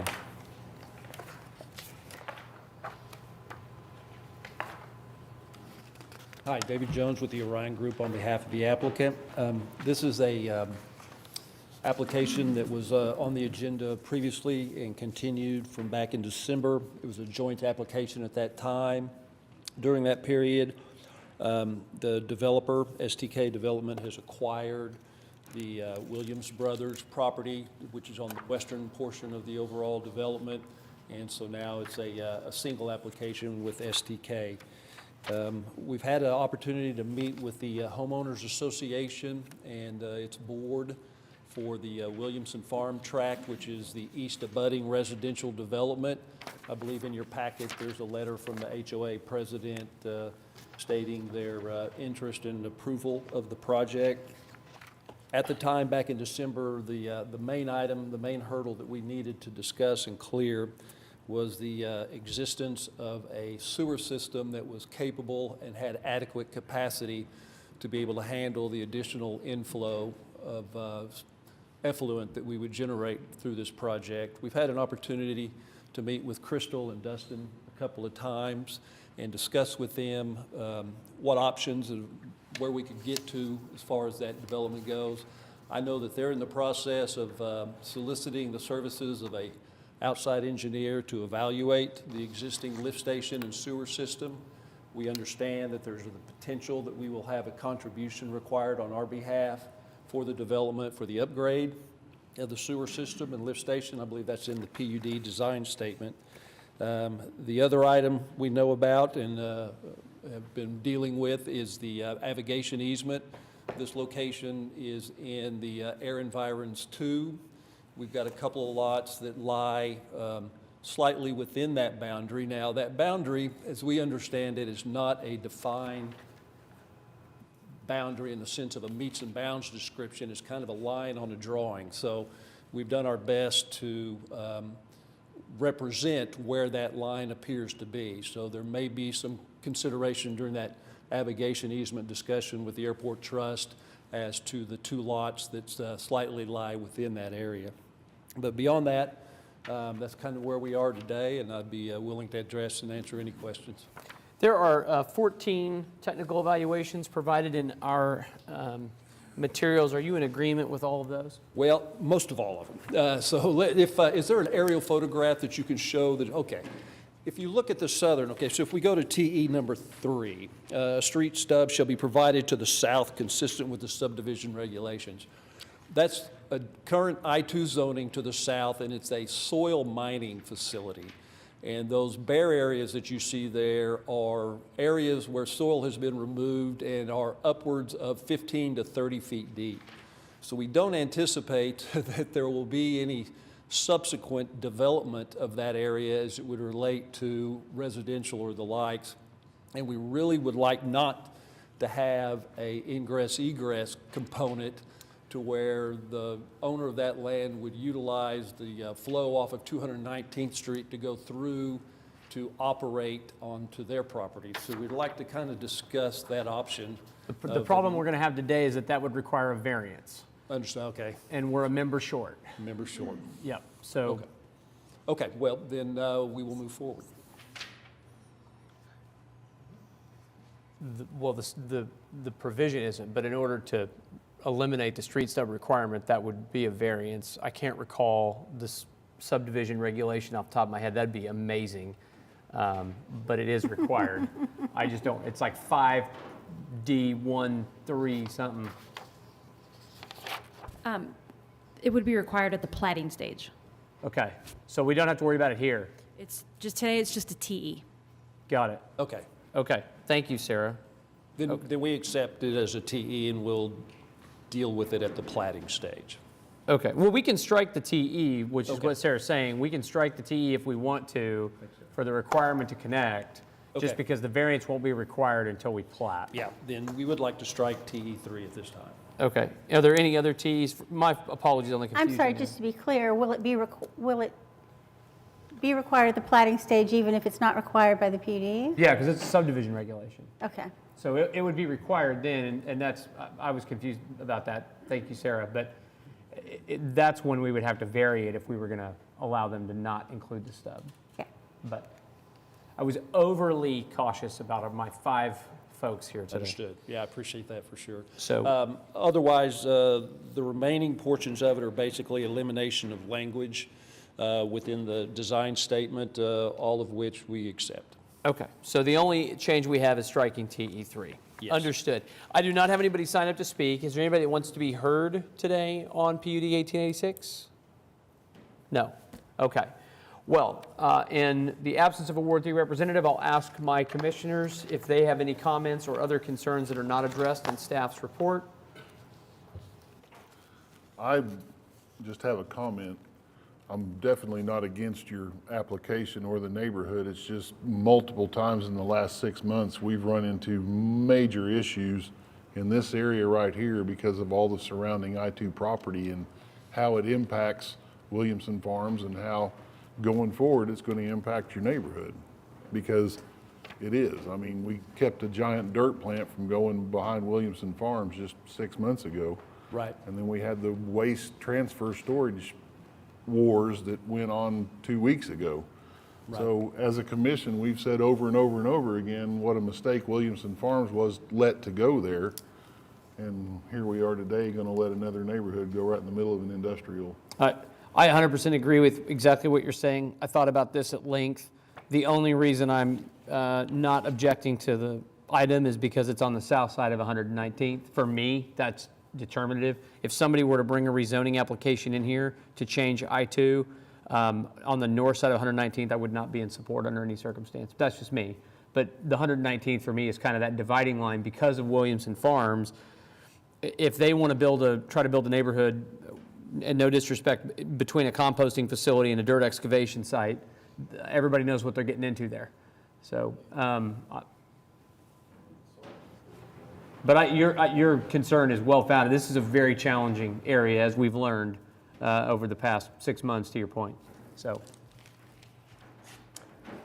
Well, I can say that I do know that the Williamson Farm Homeowners Association is accepting of the elimination of the ongoing composting facility that sits on this project and property now, and are quite agreeable to a residential component. got it. I'll make a motion on this if nobody else has anything to say. Okay. You can't see, don't panic. You can't see Commissioner Privet, but he's there. Yeah, he's there. He's still here. Yeah. Nobody panic. I may not know whether we're doing PUD or a plat, but I can count to 5. Yeah, yeah. I will say that, you know, the potential, if not probability by any means, that the uses, composting and dirt excavation, that those uses will be eliminated at some point, and that property will find a more residential-friendly use, if Yeah. not residential in and of itself, are the only thing that would persuade me to vote in favor of this. Yes, I think we all feel keenly that Williamson Farms was not the best decision the Planning Commission of Oklahoma City ever made. So, and you know, two wrongs don't make a right. So I appreciate your view that we may I do be too. compounding an error.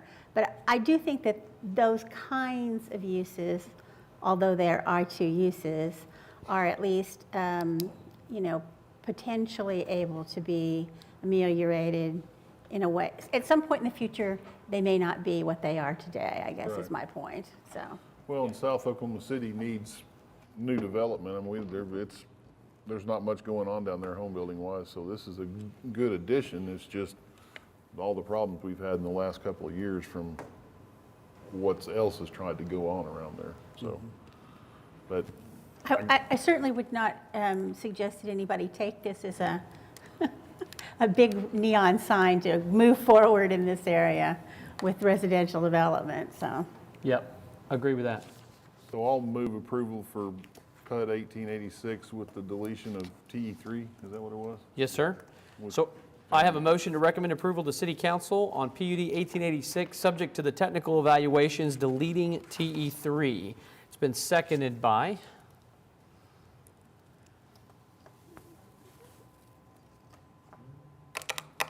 Are we waiting or are we buffering? Okay, While we're waiting, I might say that I'm not sure Mr. Jones ever gave us an address. did you not? Did you give us an address, Mr. Jones? I thought you did when you started, did you not? For myself? Yeah. Yeah, Edmond, Oklahoma, 2201 Wood Hill Road, Edmond, Oklahoma. I did. Thank you very much. Are we buffering? Okay, we need a verbal second. Second. Okay, I have a second for Commissioner Powers. So I have a motion and a second to recommend approval on PUD 1886, subject to the technical evaluations, deleting TE3. Please cast your votes. And that item is recommended for approval. Thank you very much. Good luck with your project. Now, I'm fairly certain that the remaining of our items until item 27 have been continued or withdrawn. So that brings us to item 27.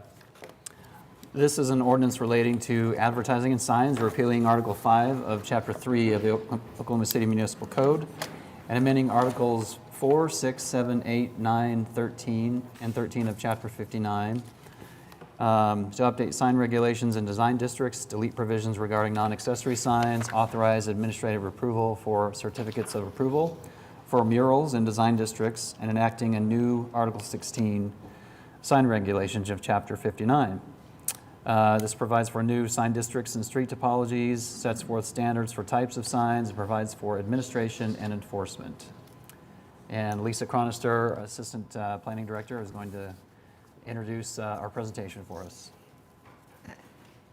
Good afternoon. Sorry, I was testing the mouse, and now I can't get back to the beginning, but Paula and Cindy will help us out.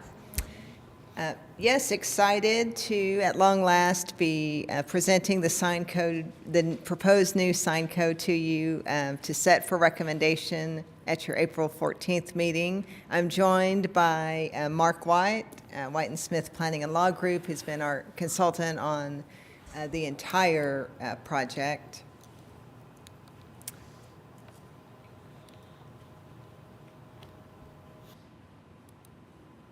Okay, so as you are aware, we have been in the middle of a new zoning code update project for some time. The purpose of updating the zoning code has been to implement Plan OKC, which was adopted in 2015 with some minor amendments since then. And the whole purpose of Plan OKC and the new zoning code is to improve the efficiency and outcome of development. The sign code was always part of the project, but in early 2020, planning staff was asked to accelerate a development of the sign code portion for several reasons. One, there were several contentious billboard rezoning applications that resulted in City Council passing a moratorium that they have since extended several times. It's now scheduled to expire toward the end of May. So the moratoriums brought everything kind of to a crisis point in terms of, hey, can we step back, study, really where are billboards appropriate and what types of mitigation and other design criteria need to be a part of their approval. There are specific Plan OKC policies relative to signs. There are our Phase 1 code diagnosis also made some specific recommendations on what to modify in the sign code. There's also been some recent court cases that I'll talk about in more detail here in a few slides. And then planning staff has heard just a slew of concerns from industry and property owners, and we have met with them several times throughout this process. So Plan OKC had several specific policies regarding signs. The first one was pretty clear: adopt new citywide site design and building regulations, including signage. Then some more specific policies to reduce sign clutter, improve aesthetics, restrict or eliminate new billboards, and then consider improvements to the size, height, and number of signs. And so while that is specific, there is a lot for staff and our consultant to untangle. What is sign clutter? How much is an improvement? How much is a restriction? What should size, height, and number of signs be described as? So the Phase 1 code diagnosis recommended several items for the entire code, several of which are very applicable to the sign code. One, it recommended a highly graphic and user-friendly layout. Our existing code, as you know, is just paragraphs and paragraphs of text for the most part. It recommended anything we could do to make clearer procedures for applicants to know what their entitlements are and to get through the review process more quickly. It was also one of the first documents that recommended we achieve content-neutral sign standards. So our existing sign code now is organized around definitions of accessory signs and non-accessory signs. Accessory signs are those whose messages have to do with the use or activity on the property, and non-accessory signs are those signs that have messages that are not related to what's happening on the property. Typically, that's described as advertising. So why content neutral? There's some recent court cases that I'll go through in more detail on the next slide that have since 2015 that have challenged cities' ability to regulate signs based on their content. So if you have to read the sign to figure out what standards apply, you're already over a constitutional threshold. The city was involved in one of those cases, the Knutson versus City of Oklahoma City, and in that case, the district court found that the city's sign code impermissibly regulated signs by content. The city responded to the court saying, hey, we're already embarking on this update to our zoning code. We already have a consultant who's an expert in sign codes, so we will accelerate the development of that, and we will achieve a content-neutral sign code that is in compliance with where it looks like case law is going. So for So by removing these standards of accessory and non-accessory, so that forced us to reorganize quite a bit of the sign code. But if we're not regulating on this distinction of messaging, what do we regulate on? We regulate on things, we're already regulating on things that have long been the traditional basis of sign regulation. Everything about the physical nature of signs. The height, the number, the size, what type, what it's made of, if it lights up and to what extent it lights up. So all of these things are things the sign code already regulates and that we will continue to regulate. So a recap of some of the recent court cases, kind of this whole legal train of thought started with the Reed versus Town of Gilbert case in 2015. And there are now some one case pending at the Supreme Court. Hopefully we'll have a decision this summer, again, to decide whether or not municipalities can distinguish between this on-premise and off-premise accessory or non-accessory signs. Throughout the project, we've done a lot of outreach with focus groups to drill down into specific issues. We've worked with sign industry folks, neighborhood groups, artists. We've had many meetings with planning commissioners, briefings with city council persons, informational presentations and feedback from our design review committees. And we've had a lot of outreach with the internal stakeholders from not just planning, but development services to look at how best to implement the new sign code. A lot of what we heard is summarized in this slide. We heard from everybody that we needed a more efficient permitting process. We had a lot of asks for if we could allow more administrative flexibility to make decisions in terms of thresholds and being able to decide things without having to go to committee, without having to go to Board of Adjustment. We heard a lot from all stakeholders about code enforcement, that the community appearance issue wasn't tied so much to the parameters of the existing sign code, but to the enforcement, that it was the broken sign faces and the dangling wires that were the community appearance issue, not what size the sign was allowed. We also heard a lot that directly affects this body, that PUDs and SPUDs were not the right tool to vary sign standards, that the tool to vary sign standards is Board of Adjustment. That would remain in the new code, but that PUDs are not the right tool. So with that, I'm going to hand it off to Mark White, and he will review some of the highlights of the proposed sign code. Thank you, Lisa. Appreciate it. Just click to move forward. Okay. Not the Great.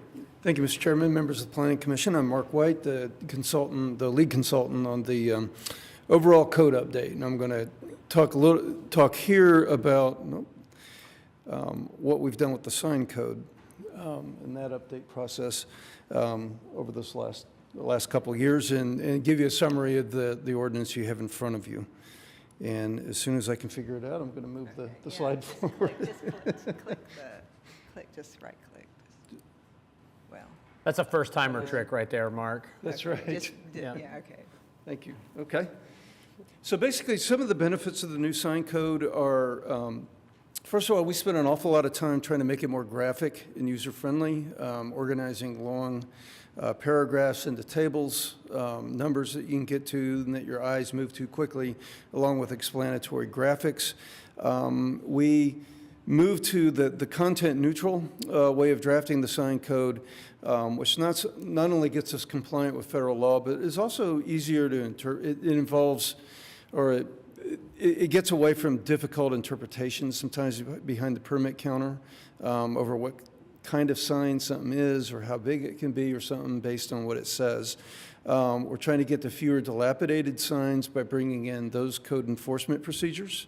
And that's in direct response to a lot of stakeholder comments that I'll talk about later, along with improving code enforcement. We're trying to better tailor the sign standards to the districts and the future land use categories in the plan, especially with the street typologies with freestanding signs that we'll talk about in a second.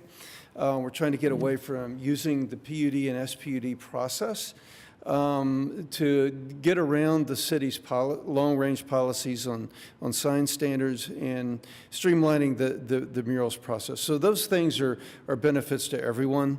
To protect residential neighborhoods, we've increased the distance and shielding for what we call EMDs, your electronic message displays.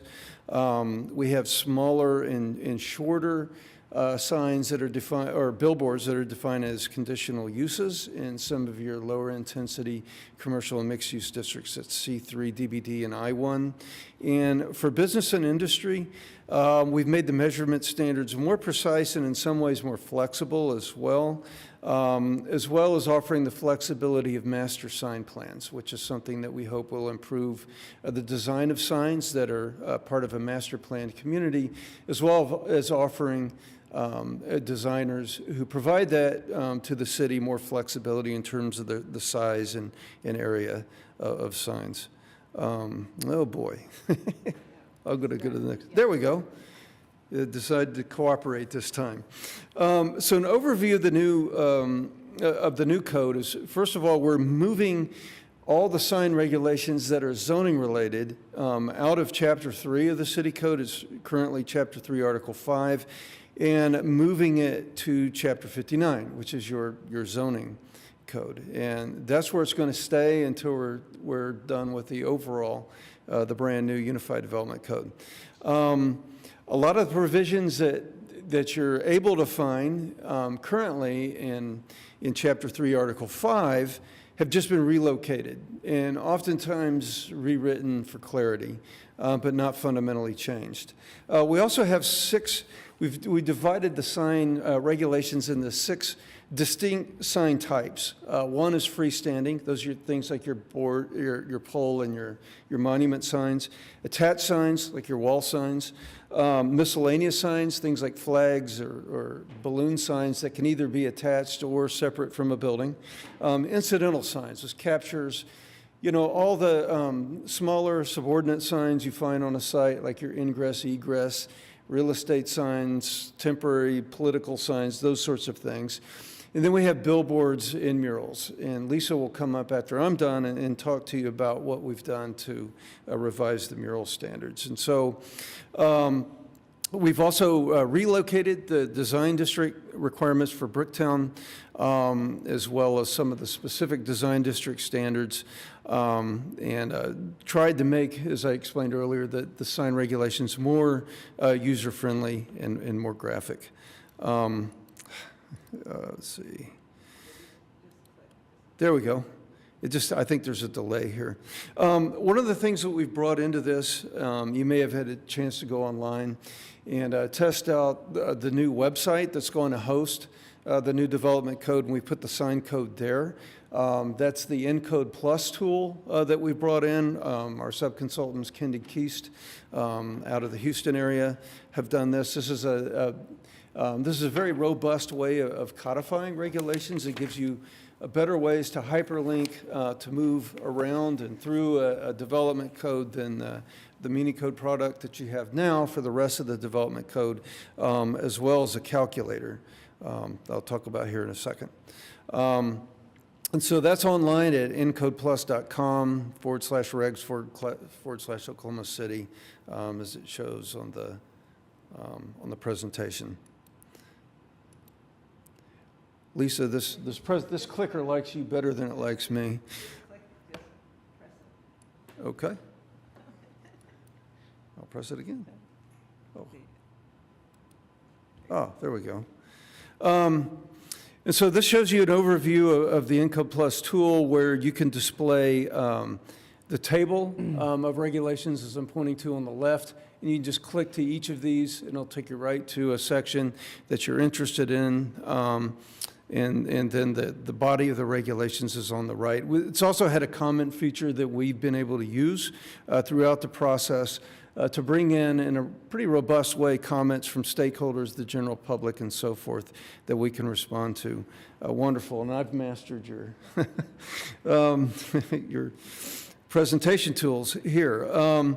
And just to give you an idea of some of the differences between your existing code and your new code, the existing code is on the left, the new code's on the right. As you can see, your existing code is very text heavy. So if you enjoy reading, you really enjoy working your way through the current sign regulations on the municipal code. But what we've done here is laid a lot of these standards out in a table. So each table will tell you for any given type of sign, whether it's allowed in a district or not, how many you can have, how big and tall they can be, and their design characteristics right there with it. And it's, you know, it displays the numbers pretty quickly, so it's a much easier read than the text only, as well as explanatory graphics. For a lot of folks who don't read sign codes and design signs on a day-to-day basis, sometimes these are a little hard to understand. So we brought in some pictures and diagrams and so forth to show folks what these signs look like in the real world. And we also have a calculator feature in Encode. So you can, if you're planning to place a wall sign, for example, in Bricktown, you can click that, you can click you can input your wall area, and on the right-hand sign, it'll display all the relevant regulations. First of all, whether you can have the sign, how big that sign can be, whether it can be illuminated, where you can use EMDs and so forth. So it's a pretty robust tool. Another thing we've built into is a nexus between Plan OKC and these new regulations of the street typologies. This was in direct response to some of the comments we got from the stakeholder advisory team that's working on the overall plan update. So a lot of the, especially for the freestanding ground signs and so forth, how big your sign can be, how tall it can be, relates directly to the street typology, which relates to how fast traffic is moving, which directly influences in the real world how big a sign has to be for it to be readable, as well as the character of those future land use areas. For measurement and allocation, a few new things we put in here, and again, these are in direct response to some of the comments we got, especially from industry stakeholders. First of all, the sign area only relates to the sign display and not to the supporting structure anymore, which adds some flexibility, as well as allowing up to 8 straight lines to measure a sign. Right now, you can only use a triangle or a rectangle, so that's 3 or 4. Using 8 sides allows for a little more design flexibility, allows for the signs to be somewhat larger, but more flexible in their display. So that's something that we added here. So some of the specific changes I'm going to talk about, a few changes to the billboards, how we deal with PUDs and SPUDs, enforcement, attached and freestanding signs, EMDs, and murals, Lisa will talk about. So for billboards, we got some comments from industry, and especially in relation to your long-term land use policies in Plan OKC. There are concerns that eliminating billboards or going too far in terms of restricting billboards would create a competitive disadvantage for businesses that rely on billboards for advertising and so forth, that we needed to keep that market ongoing and robust. It was pointed out often that a lot of what people are complaining about are some of the older dilapidated signs that are basically abandoned or falling apart, and that the existing code was fair, but sometimes a company with more resources can get around the regulations using PUDs and SPUDs. So it appears to be in practice sometimes to some of the stakeholders inequitable. So to fix that, we have an approach where we're basically maintaining the size and spacing and so forth of the by right locations for billboards, but for the conditional uses, those commercial and mixed-use and industrial districts that are less intensive in scale, we've cut down on the size of billboards. We've improved the dilapidated design or sign standards to be more transparent and to give us a process for removing those. And we prohibited the use of the PUD and SPUD process to get around existing sign standards in areas. So what's staying the same is the size, height, spacing for existing by right billboards. Spacing from residential and historic districts is staying the same. The by right zoning locations in C4, I2, and I3 remain the same. Lighting standards are the same, as well as prohibition of billboards in the existing scenic corridors. Where we've changed things is for conditional, the conditional uses, the C3, DBD, and I1. I would also be remiss if I didn't mention that what does change too is how we're defining billboards.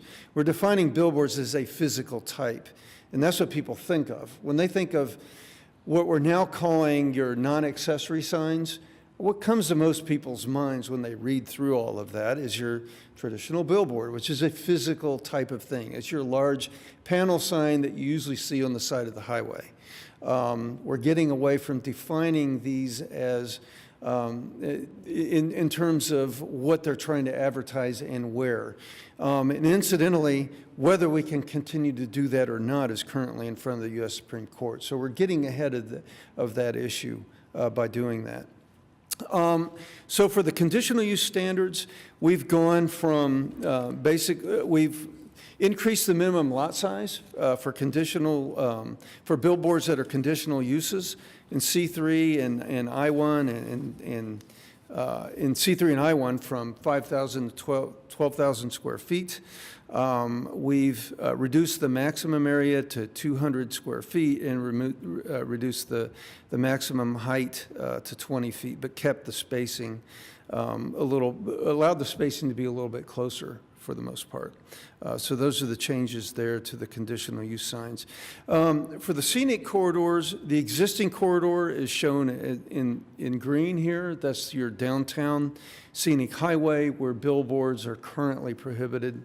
We're continuing that, but also creating a process for new scenic corridors, like Hefner, I-35, and I-44 between Hefner Parkway and Clausen Boulevard. Adopting this ordinance, if the city were able to adopt the ordinance today, it wouldn't designate today those new scenic corridors. There's a separate legislative process the city would have to go through to designate those, but we've laid out that process out in the draft sign regulations. For PUD and SPUD, some of the concerns we heard that were that, first of all, your existing code is fair, but it tends to preference companies that have more resources at their disposal to get around the basic regulations, that PUD and SPUD aren't the right tool. Typically, it's the tail wagging the dog if somebody comes forward with an SPUD or a PUD just to get a bigger sign or a different kind of sign. There's a process that's better targeted towards that a lot of communities around the country need, and there is a request by stakeholders to provide some flexibility and to have some of these issues sorted out at the staff level without having to always go through the public hearing process. So the new code prohibits use of PUD or SPUD to increase the sign standards, to increase the size of signs, to get different types of signs on a property. But hand in hand with that, we've added a process for flexibility. And that's the master sign plan process. It's something that was recommended in the 2016 development code diagnostic that was done. It's something that's done a lot around the country. And so if somebody's master planning a project, and they give you a master sign plan that shows you common design features and that sort of thing. It allows for an increase in their sign area and height. It can also be done by the planning director and approved by the planning director if it doesn't need PUD or SPUD approval, or you, the planning commission, can request that as part of an ongoing PUD or SPUD application that's broader in scope than just a sign application. So here's the text. If you're wondering where that is, it's new draft. Section 59-16102, subsection D is where we prohibit use of the SPUD or PUD just to modify sign standards. And here's an example from another community that's used the master sign plan process quite a bit, where they would show you visual examples of what the signs look like, how they're designed in a way that's consistent with an overall design theme for the project and so forth. So it's a way for you to take a look at that, and for the planning director to take a look at that administratively for by right projects. For code enforcement, there were some concerns raised about dilapidated signs, both at the staff level and from stakeholders. They're obviously detrimental to the appearance and character of a community or of the community and along certain corridors in the city. Today, the city only responds to enforcement on a complaint basis through the use of citations, often, and those are often not followed through with enforcement. So we've added a removal procedure here for dilapidated signs, cross-reference the statutory standard for removal. It's in Title 11 of the Oklahoma Statutes, Section 22-112. We've also expanded for clarity the definition of a dilapidated sign, so we know what that is. So if the sign's not securely attached anymore, the face is falling off the pole, for example, or the sign face is torn or broken, it's fading, that sort of thing. That signals to staff that maybe this is something we need to take action on and start that process to terminate that sign and get it off the corridor and get it up to date. For attached signs, and these are wall signs, projecting signs, those sorts of things. Some of the comments we heard from stakeholders were, first of all, obviously they're critical to businesses. They direct folks often to the place where businesses transacted, or for non-commercial uses sometimes, where worship services are held, those sorts of things. So obviously it's something we need to continue. The limits in some instances were considered too restrictive. And there was also concern, we're going to, while we're going to a more content neutral code, that would allow somebody, for example, that has a business in one area to actually use their sign allocation on walls for another business, which they thought might be confusing.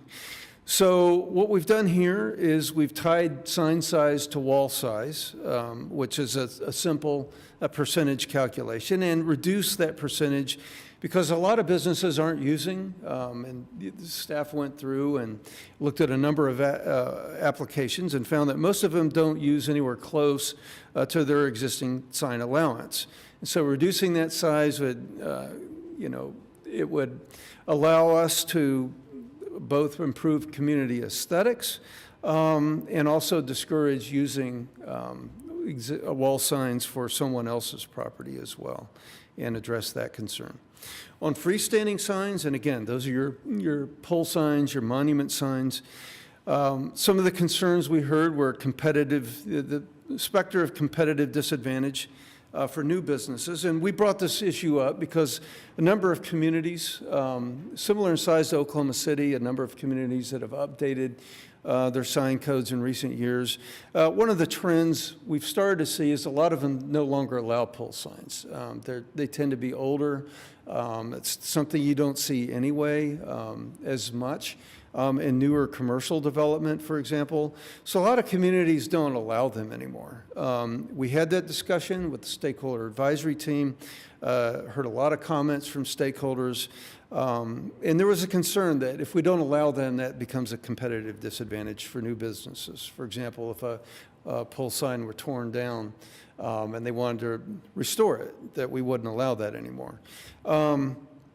The way sign area and the way we're recalibrating how we measure sign area now. The way the city does it today counts the pole as part of the entire sign structure, which at the end of the day reduces the sign size. And so that was a concern. There was a concern that there's not always enough room on a site, especially in more urban locations, to accommodate the sign, especially when you take things like the site triangle and other things that take up land on the site into consideration. Again, a lot of stakeholders felt that the real problem isn't pole signs, the real problem is dilapidated signs that are falling apart. There was also concern that requiring landscaping at the sign base was sometimes hard to do, given limits on the amount of land available on a site and that sort of thing. So with the freestanding sign section, we're continuing to allow pole sign, but those are divided into two tables now, one for ground signs, and that's your monument signs, and one for pole signs, and incentivizing monument signs by giving them more sign area. We're tying those, the size of those signs to the street typology in Plan OKC, and the number of those signs to the frontage of a site. So if you have a longer frontage, it makes more sense to allow, in a lot of cases, an additional freestanding sign.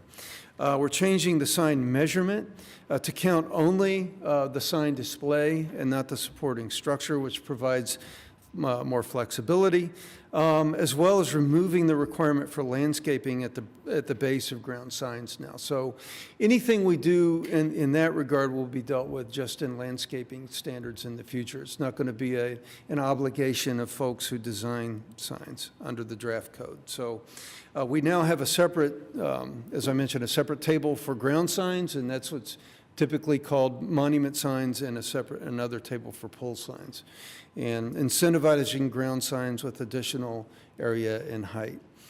With the electronic message displays, some of the concerns we heard, and these are lighted signs, and there are three types in Oklahoma City. The first is type 1 is basically your static electronic display. It's just a word that sits there for 8 to 10 seconds, and it disappears and another word might come up.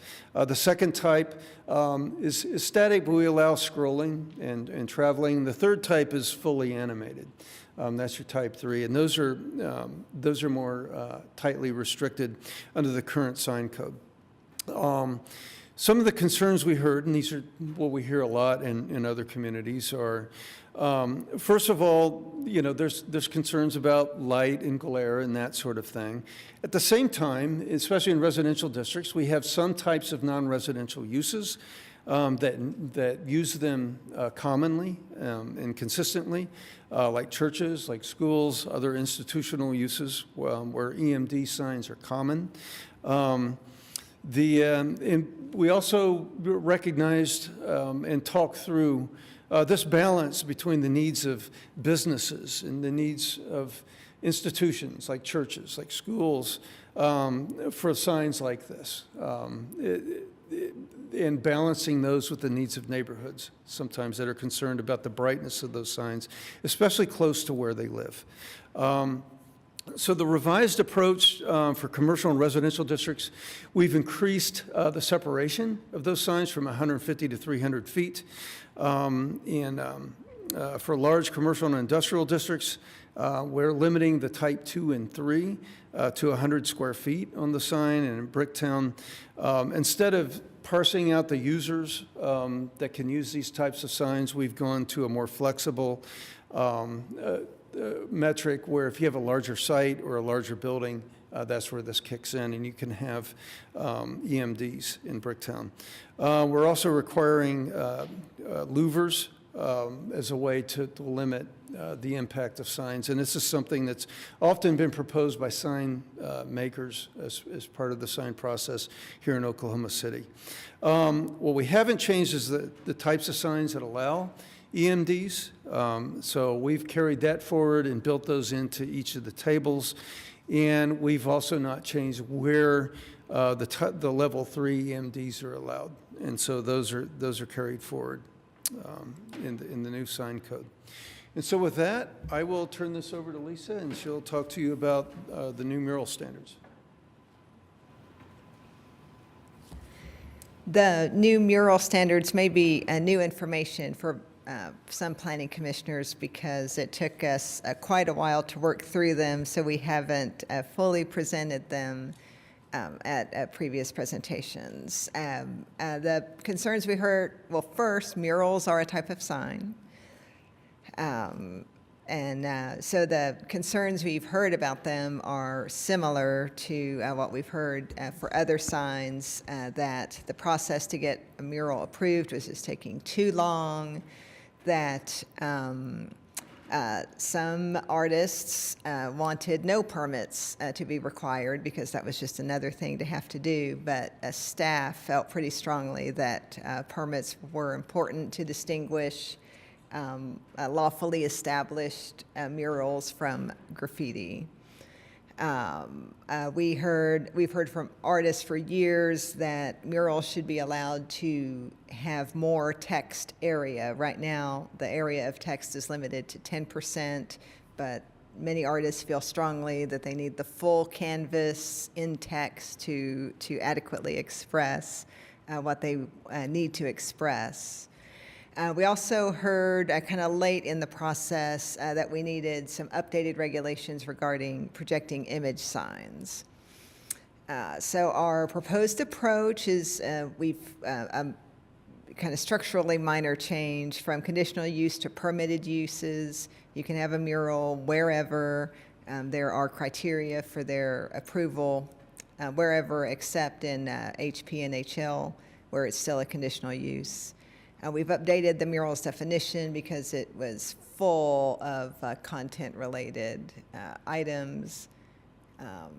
We are proposing that art staff and design review staff be given the authority to administratively approve applications. That should vastly reduce the approval time.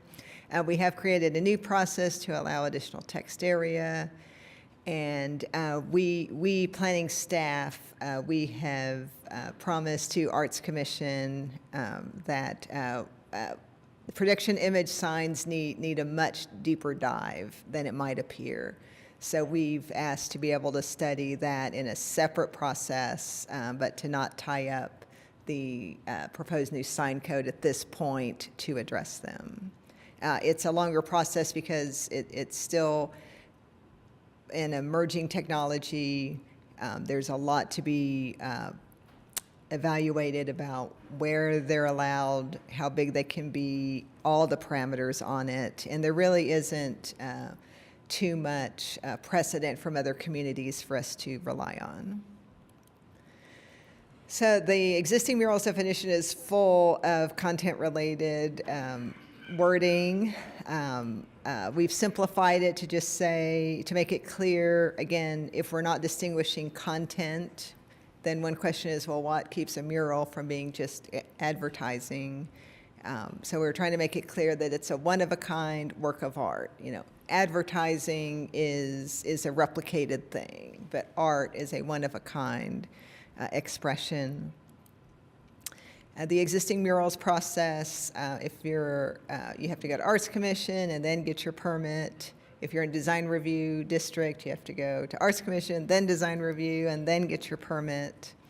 So by allowing art staff to review and approve murals, and by allowing design review staff to review and approve murals, in most cases, applicants can be at the permit stage just very quickly. For text, we have a process in the new code by which artists can request the Arts Commission to evaluate that their proposed words are in fact part of art, part of artistic expression. And if the Arts Commission agrees, they can make a recommendation to the planning director who can approve the additional text, again, without a variance, without going to Board of Adjustment. So some frequently asked questions. We've heard a lot along the way that industry, property owners, business owners were very concerned about, well, they wanted to be able to repair their signs, replace their signs without jeopardizing their non-conforming status. And we intentionally wanted to permit that, to make it clear that it's permitted, because back to the community appearance issues, if people aren't maintaining or replacing their signs, their existing signs, because they think it will pull them out of non-conforming status, well, then that's defeating our purpose. We want well-maintained signs, and to that end, we're making it clear in the code that people can replace their existing sign cabinet face, they can replace the pole, they could take the pole down, replace it in its entirety. They can change the business name within the cabinet, and if the whole sign is destroyed via active weather, they still have that entitlement of the existing sign. So that is the proposed new sign code. We're asking the commission to set it for recommendation on April 14th, and then you can see in front of you the proposed council meeting dates.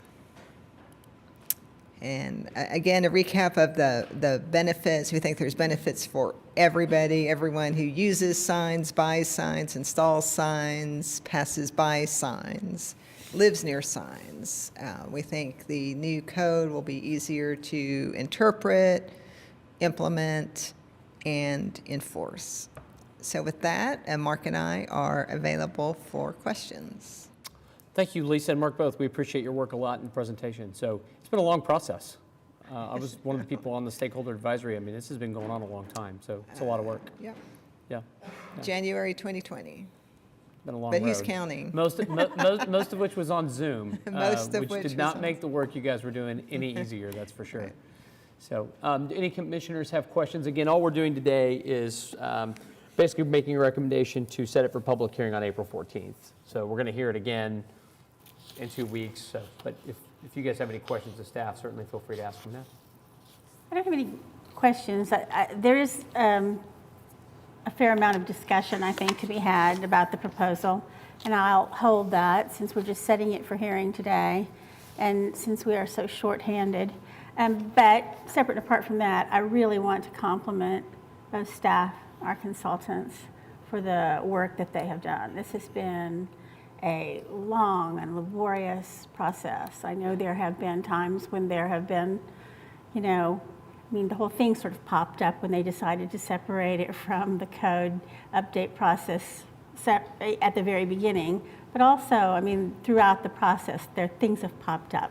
People who wanted to be included, who felt like they were not, and different groups that wanted to be part of the process, and people dropping in and out. It is not easy to corral the number of people that there are on the stakeholders committee, just to get feedback and feel like you're making your point well. You've done a great job, and I really, really want you to feel that. Thank you. Thank you. I'd like to echo what Commissioner Powers said. I've been on this from the beginning, and you guys really listened. The stakeholders and the industries that you talked to and took into consideration what they had to say about the futures of their business. You did a really good job. I've noticed some of my sign brethren out in the audience from years past, and some of them have left. And if you hadn't listened, this place would have been just as full as it has been on some contentious things. So once again, good job. I hope this carries forward through the rest of the code update, and you listen to the electricians, and you listen to the plumbers, and you listen to the people who are actually there, because they're the ones who have to do it. So I'll be happy to move this forward if nobody else has any comment. Nope. Just real quick, if you have suggestions or questions, especially, so Mark won't be here next time, so especially if they're kind of legal oriented, that we can ask Mark. Be great if you could, let us know in advance. We can come back with an answer if it's something like that. Of course, Lisa knows the code as well as Mark does, so happy to discuss and answer questions next time. Or if you have, as you review it during the interim, let us know, send us an email, and we'll be happy to respond. Okay. I think I'll take your motion, Commissioner Hinkle. So moved. Okay, I have a motion to set for public hearing on April 14th, 2022. The ordinance, if I can find this quickly, I'll just call it the sign code relating to advertising and signs repealing Article 5 of Chapter 3 of the Oklahoma City Municipal Code. So, it's been seconded by Commissioner Clare. I'm not reading that whole thing. Please cast your votes.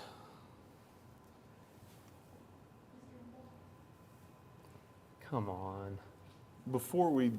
Do we have comments from, do you guys have anything you'd like to add before we go any further? I'll talk real briefly. I'm Scott Minton, 1613 Gray Fox Run, Oklahoma City. I work for OnQ, and I would also reflect what the others have said. This has been an open, transparent process. I do appreciate that. It's been a long process, and the moratorium's been in place too long, but the process of getting this through and allowing us to participate, I know I appreciate a great deal.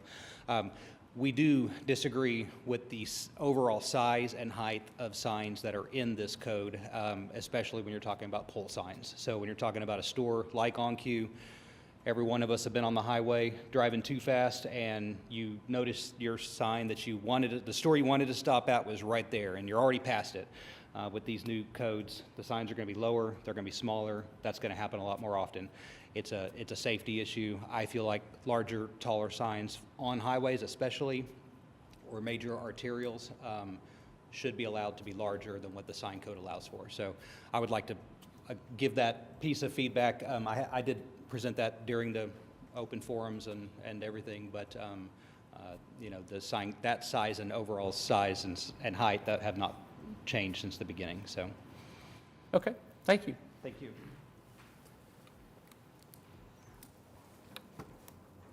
All votes should be cast now. And that item has been set for hearing on April the 14th of 2022.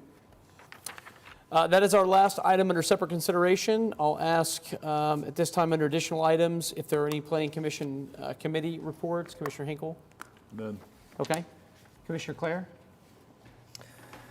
I just want to mention, I know planning staff is aware, but probably the majority of commissioners aren't, is that the Congress for New Urbanism is in town this week. National conference, about 900 of the country and some from outside of the country, leading thinkers in planning, architecture, transportation planning, walkability. So we as a city are very fortunate to have all those folks here. I want to again thank the Planning Department for the opportunity to attend that, and they've led some great tours, planning staff has. I got a tour, some infill projects of Ward 7, met Commissioner Pennington's brother-in-law, asked if he had any good stories he wouldn't share, but I've seen a lot of public, our public works officials, leaders at the conference as well, so, and just heard a lot of good things from other conference goers, so very, very complimentary of our city and what we've done so far, so. That's great. Wanted to share that. I hope they spend a lot of money while they're here. I think they are. Yeah.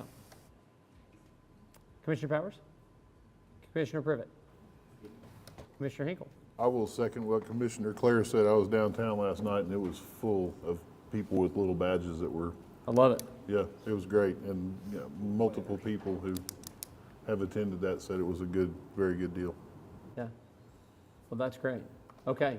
I will also add that I've seen some of our city commissioners in attendance regularly, so it's great to see our council, I should say, in attendance. So.